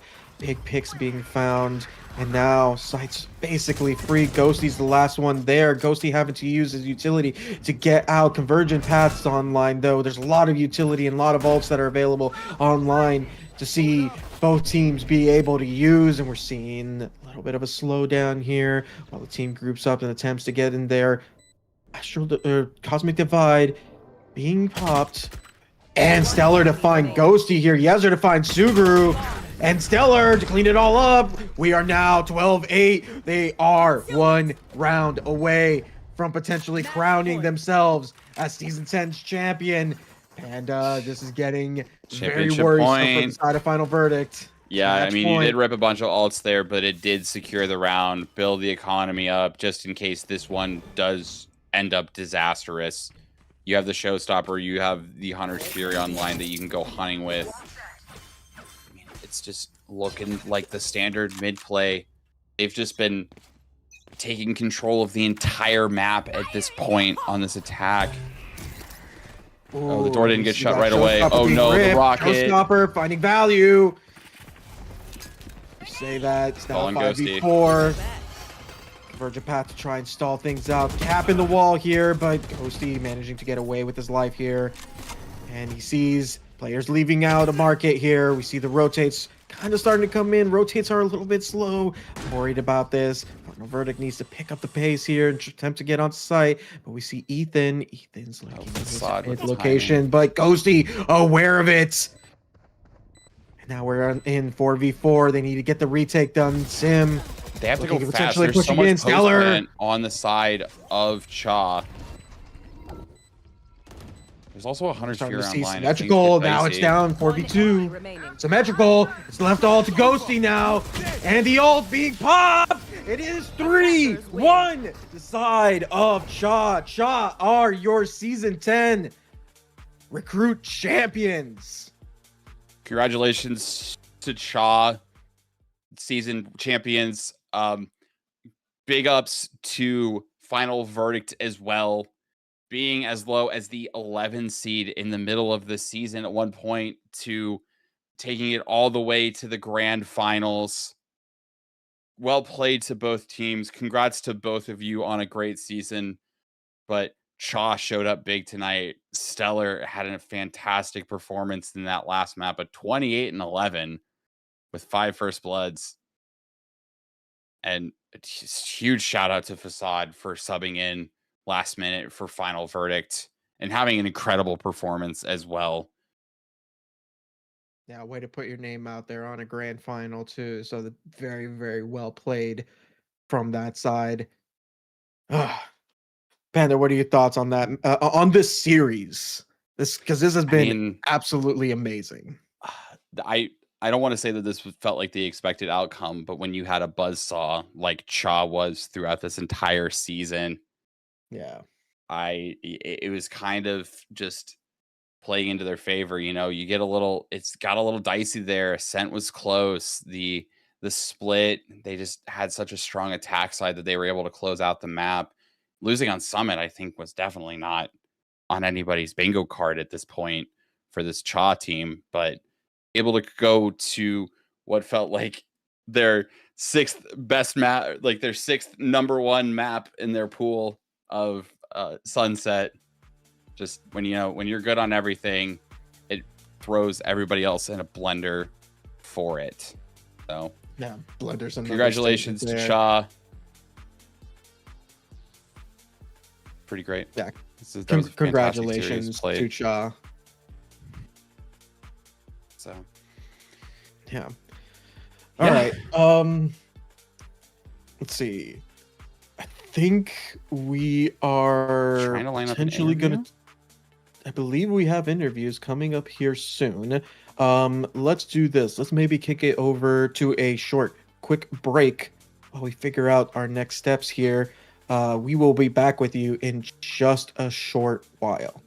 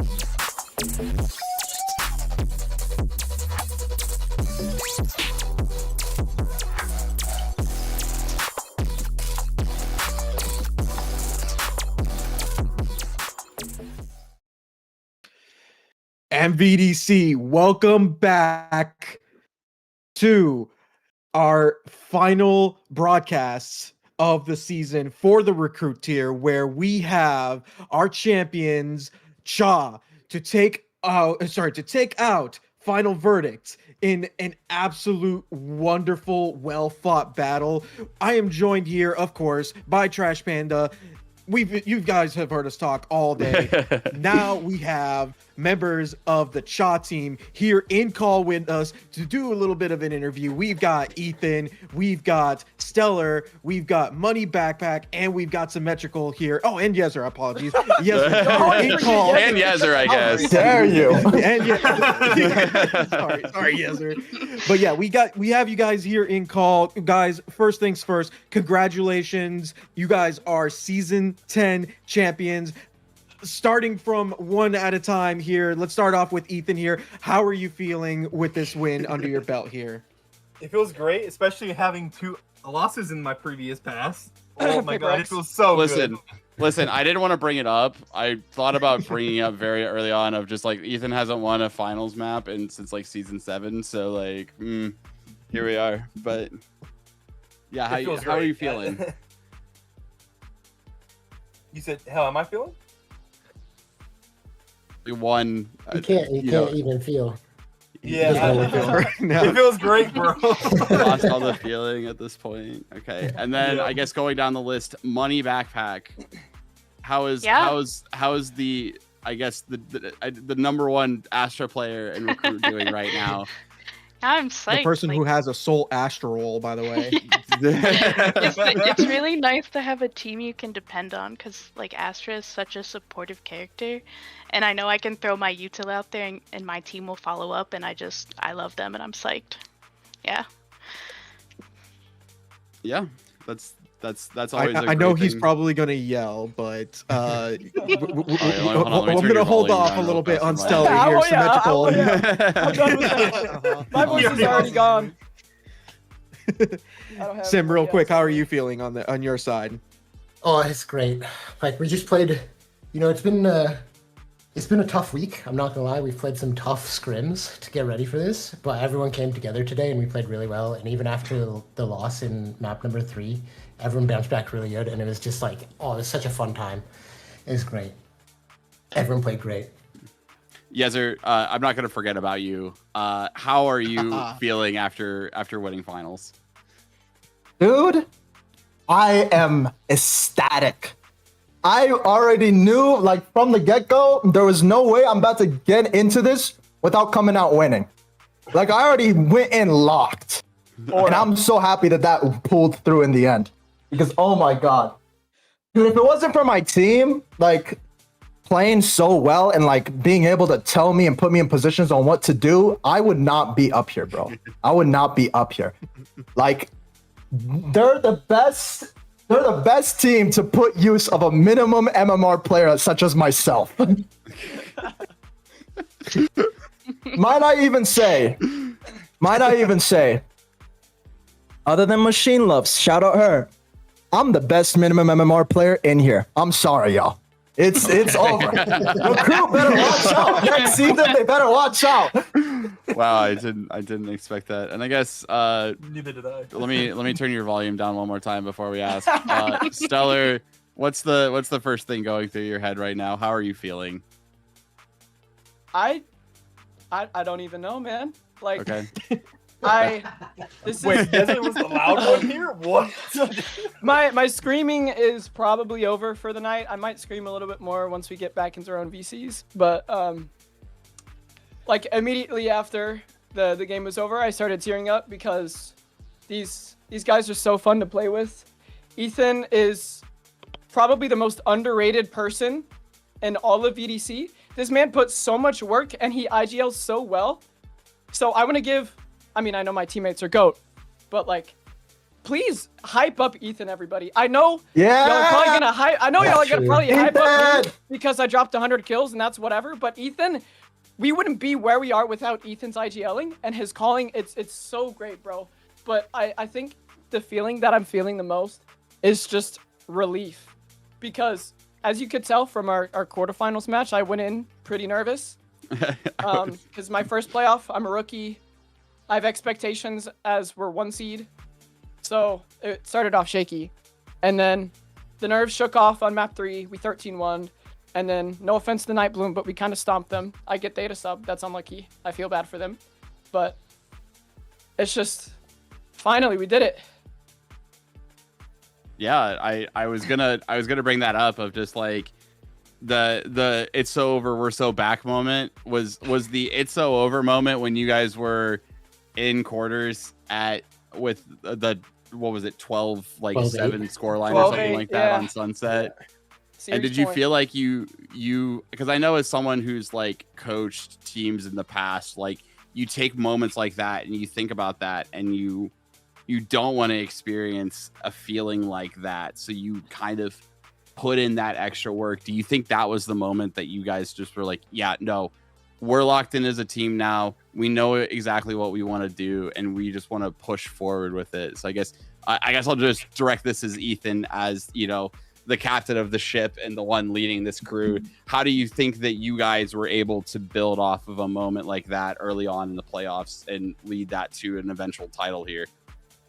Well, I mean, before that, they were scared to lose. And then after, like, just the 8-12, our team was, like, not... I mean, we're not really a big tilt team. We're pretty happy hanging out with each other all the time. But, like, I got a 4K and then, like, a 1v1 clutch to put us to 12-10. And then from there, I haven't had to do anything since then outside of IGL. Like, my team's ego has skyrocketed after that moment. So...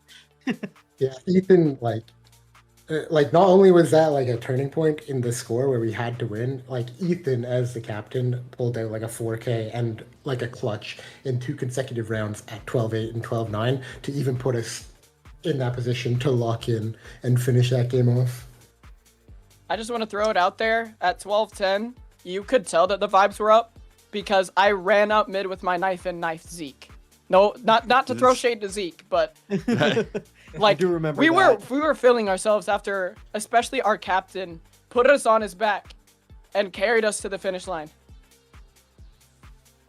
But yeah, no, it's I mean, big it's just shout out to our coach though, Kimchi, all For real. season. Kimchi, oh, yeah. Let's go, Kimchi. Like he's helped me a lot. Like even IGL, even picking his brain and seeing from my point of view what I should have done, and like he doesn't know how much he's helped me this season. Yeah, Kimchi put in so much work. Like every time we like scrimmed or match day, he would VOD review our games. Like we'd record them for him, and then he'd give us like a whole bunch of notes. Like absolutely amazing coach. Kimchi's the best coach we could ever ask for, honestly. He is just as much as part of the Trippy. team as I am. He's just as much as part of the team as I am, and as anybody else on the team is. Yeah, no, I good coaches is very important. You know, get the team level headed, get the anti-stratting going through. How much do you feel like as a team you have grown, you know, since the beginning of the season? I mean, y'all are just singing each other's praises at this point. Do you feel like next season you're going to be able to run it back in in whatever tier y'all end up in at this point? Because I know I don't mean to be the bearer of bad news, but I feel like some of y'all are gonna, you know, take these lessons that you've learned here into a new tier. Like, what do you think the biggest thing that you've learned at this point? Can I take this one? Yeah, go ahead. We started out as 3 rookies, an Astra main, and an IGL trying to prove himself and get his finals finally. Which, by the way, I don't know if Ethan wants this out, but I don't care. He was thinking about retiring before the season. So, I'm glad he didn't. Definitely glad.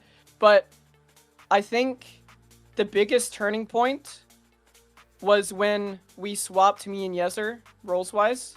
We switched him to more of a passive Sova. And then for split, like something new that we did, we put him on Fade, and he absolutely cooked, by the way. But I think that was like the big turning point in our season. But even from the start, we had all been great individual players, but especially Kimchi and Ethan and myself, we've all been like calming everything to each other and putting in a whole bunch of work. So I think we've grown a lot as individuals, but way more as a team. Like I think us and FE are the teams with the most chemistry, just because of how well we play together. Like something that Flank said whenever I was in a voice call with him, however many days ago, he shouted out our blob, like we play as a blob. So we make it very easy to trade each other, and so, but also FE does that well. So that's why I want to give like a bunch of respect to FE. Like they are scrim partners. They've been putting in work. They've been doing really well, and without them we wouldn't be as good as we are now. I'm not gonna lie, because they've been beating us in scrims a bunch of times. But I just think that we've grown so much as a team, and we're so disciplined. Something that Wade, shout out Wade, W-Mans, makes the graphics, really cool dude. He really shouted out just the fact that we play as a team very well, and yeah, I think that's the biggest part where we grew just as a team.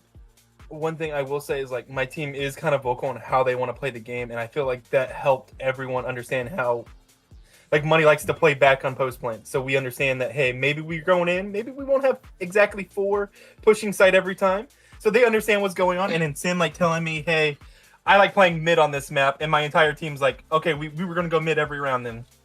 And like I appreciate every feedback they gave me all season, because it made me understand how they wanted to play the map. Because sometimes you get into a team and no one tells you how they want to play, and you have to try to figure out what they do best. So I appreciate everything they have done and talked to me about. Also, I think the person that has grown the most, not to like down on anybody because we've all grown a lot, obviously, but I think the person that's grown the most is Yezer. He is the best listener that I've ever met. This guy listens and does things like at an instant. This guy learns and listens so well. And especially ever since he picked up that Odin, I know y'all saw that 3K on his tent. Dude, this guy is a menace on the Odin. So I know the funny thing is whenever I glaze Yezer, like post match days, he's always like feeding his cat or something, so he never hears this. But Yezer, I am so proud of you. You have grown to be such a great player, and I hope you continue to play the game, because you will go somewhere. You are so good at this game, bro. Thank you, Brody. You're my goat. All y'all are my goats, bro. If it wasn't for y'all, I would not be up here. I used to be out struggling in Iron 3. And now, buddy, if I play ranked enough, I might get to gold. I don't even know. You might go further than that, buddy. I might go further than that. Time for one last question here, guys. A little bit more of a fun question. Obviously, other than today, because I know that today has got to be an absolute highlight for all of you. So, looking back at the season, whether it was during a match day, off match day, scrim, you guys had just a day together or something like that. Looking back at your entire season, and I want to hear from each of you, what has been probably your favorite moment in the togetherness? And let's start off with the team captain here. Ethan, what has been your favorite moment with this team together? I would say after we get done with our games, we always watch like every VDC game while we're talking about our games. I feel like those are the best moments from this team, because I've been a part of teams where they just insta leave the game the moment the game ends, and nothing gets talked about. Like we feel like a camaraderie every time we get done with our games and watch games. And I've definitely noticed that as well. Money Backpack, how about you? Just going down the list here. Yeah, I mean, I agree with Ethan. Like, I feel like we're so on the same page about like being there for scrims, being there for VOD reviews, coaching sessions. Like, we put so much work and effort into it, and I feel like it really shows, and we work together so well. It's so nice to have that in a team. Gezer, I'm not forgetting you this time. How about you, Skip? I think it genuinely is just like how great the other like Cha franchise members are as well. Like whenever we need help, we can call them up on stuff to help us with like our mythic players or our coach Kimchi or our other NTP players like Mus and CS Leaf. Like we can just go ask them for help and they will like do their job and like helping us out to get better. And it's just so good. To be able to learn how to do shit right and be able to work on that, I love that. I just love that about this whole franchise. All right. Sim, how about you? I think, I mean, you don't like to say losing's ever your favorite thing, but like that WS series and that comeback, I think, because like the resilience and the bounce back like felt so good together as a team, bouncing back. Like we were so hyped after that Sunset win, and then we just went and rocked them on Summit after that. Like that's like a make or break moment, like team defining moment. Like it was so good. Like it felt so good in there because we hadn't really faced that kind of breach. Yeah, breach was really hard to play against and adapt to, but that whole like we'd never been put on the brink that season. Like we only lost 4 maps all season. One time we got 2-0'd in MD in match day 2, and then we hadn't lost since we lost a map of Breeze, I think, against L7. Hey, I remember that one. And so it's like we hadn't faced a whole lot of adversity and a whole lot of like difficult positions this season, and we like Ethan brought it back, brought us into it. We all rallied around in the end and in overtime to step up and then like bounce back on Summit, and like that's the moment where you can like a team is made, like you're forged in the comeback, I guess is the best way to put it. So like that's just like such a great moment. Love Even that. if it took a Love lot that. to get there. Sorry, go ahead. Even if it took a loss to get there. Even if it took Ethan to get there.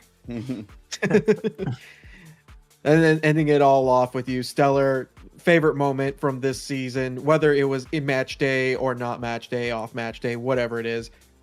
Let's hear from you. I'd like to give 2, if that's okay. 2 quick ones. Sure. I think the most defining moment of this season for me personally, individually, was the match day that I switched to Duelist. I got so much support from my team, and they were so kind to me. And like they were encouraging me to do different things. They were telling me to be confident. And that's kind of like how my confidence built up over the season. It's just like me doing good off of their support. So that first match day, no offense to Ash, don't want to like harp on you or anything, but whenever I dropped 34 on Jet on Breeze, that was like the greatest feeling of all time. Because I was scared going into that match day. I was like, oh, I'm playing Duelist for the first time. What am I going to do? Oh my gosh, am I going to do bad? And then I have the best performance that I've had in like ever. And it was quick note on that one. I remember when that happened. I was subbing for Ash that day.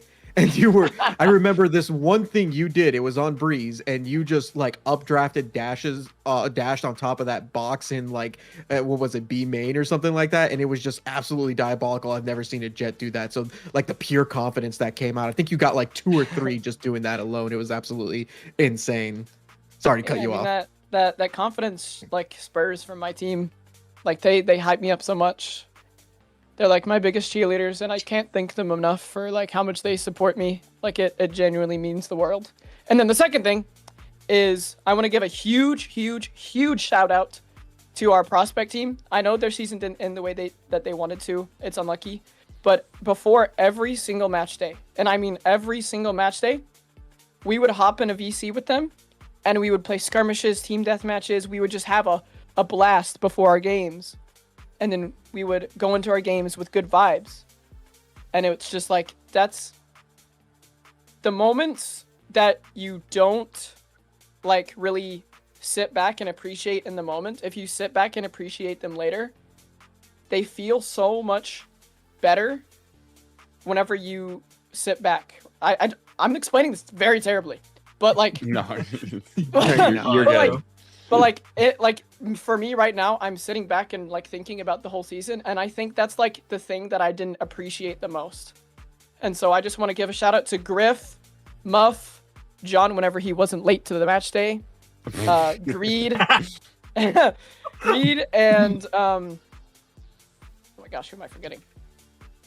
Oh my gosh, I'm forgetting someone. Muff? And Frank. Okay. I thought I Wow. said Frank already. Yeah, Greed, Griff, Frank, Muff, and John. Those 5 are the greatest people to be around because they lift your vibes up so much. So Hell yeah. huge shout out to them. The whole Chaw organization is so supportive, and so I just want to give a shout out to Chaw, I guess, just as a whole. Perfect. Okay. So that concludes our questions. You guys, again, congratulations.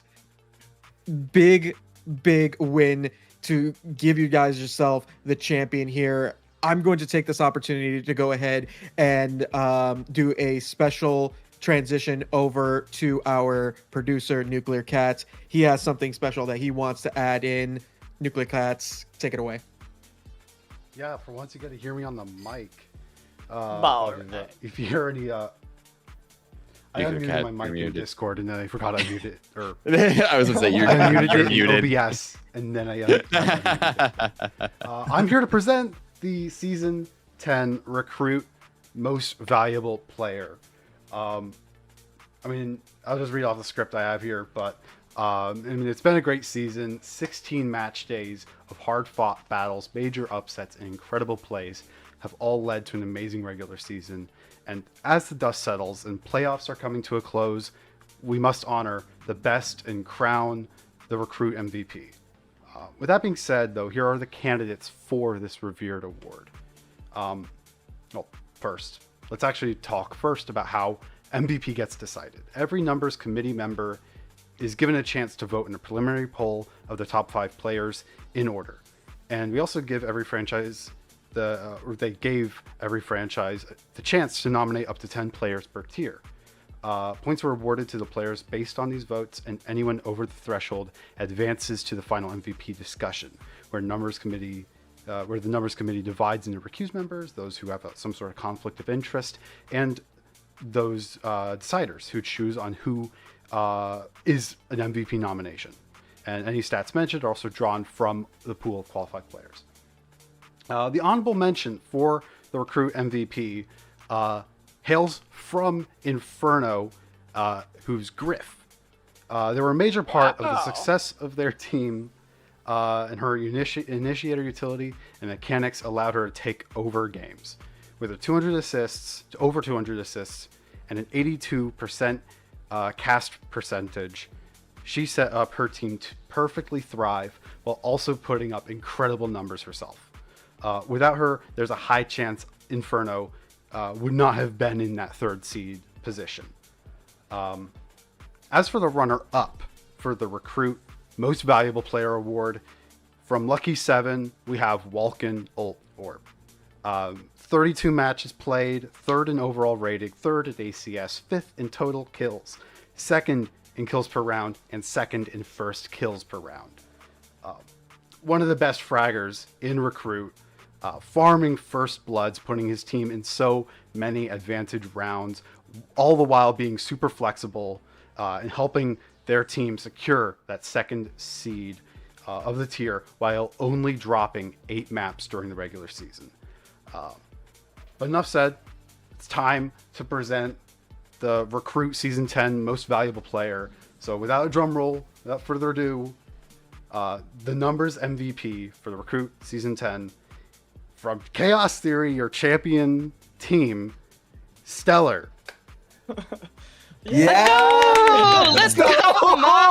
That's my goal right there. Well deserved. Let's get stage pom-poms out for him, guys. Let's get stage pom-poms out. So 30 matches played. First in attack rating, third in defense rating, second in ACS, third in kills, second in anti-eco kills, fifth in first kills, first in kills per death, first in kills plus assists per death, second in anti-eco kills per round, fourth in first kills and per round, and fourth in first kills per round, and first in first kills per death. A lot of stats, very impressive.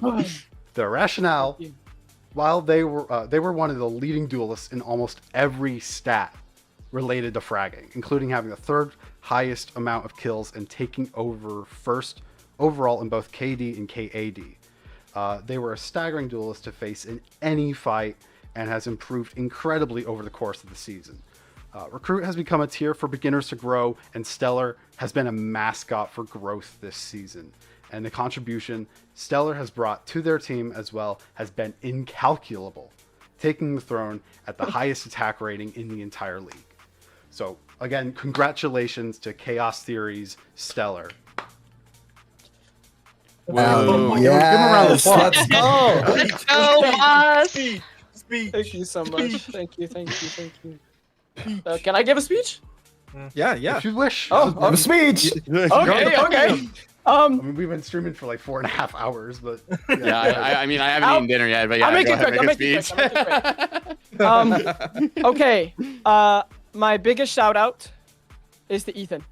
Without him, I wouldn't be on Duelist, and I wouldn't be where I am. I'm gonna take a quote from Kevin Durant's MVP speech. Ethan, you the real MVP. You mean the world to me. Your IGLing, your support, everything that you've done is absolutely mental when it comes to supporting me, and I can't thank you enough. And then obviously, the most obvious things, I want to give a shout out to my team for giving me all the support. Sim and Yezer giving me really good initiator util and duelist, whatever they are. And Money for the unworldly stuns and sucks that change the rounds. And then obviously, Chaos Theory as a franchise, they're mental when it comes to support, and I can't thank them enough for drafting me. TK is the greatest GM of all time, hands down. And the GMs, Gert, Eclipse, Ethan, and Mus. Sorry, almost forgot Mus. Mus, you're him. Big shout out to them. And then individually, one more person. Sorry, I'm taking a long time. I want to give a great shout out to Walken Oltorb. That man is insane. He's kind of like my inspiration for wanting to become so good in Recruit, because I looked up to him when he was fragging out on Duelist, and I played a lot of combines with him. I only played 4 combines, but all my combines I played against him, and he was insane. So big shout out to Oltorb for being so good and being himself. He's aight. Huge shout out to Stellar for winning MVP. Huge shout out to Orb for getting runner up, and special shout out as well to Griff for honorable mention. But that will do it. This has been your broadcast for the season 10 Recruit Grand Finals. I'm Trash Panda. Thank you again to Flank for casting with me. Thank you to Nuclear Cats for producing, and thank you to Drew for observing tonight, and congratulations once again to Chaw. And thank you everybody for watching, and have a great night and enjoy your break between seasons. Thank you. Thank you. Let's go. Thank you. Thank you.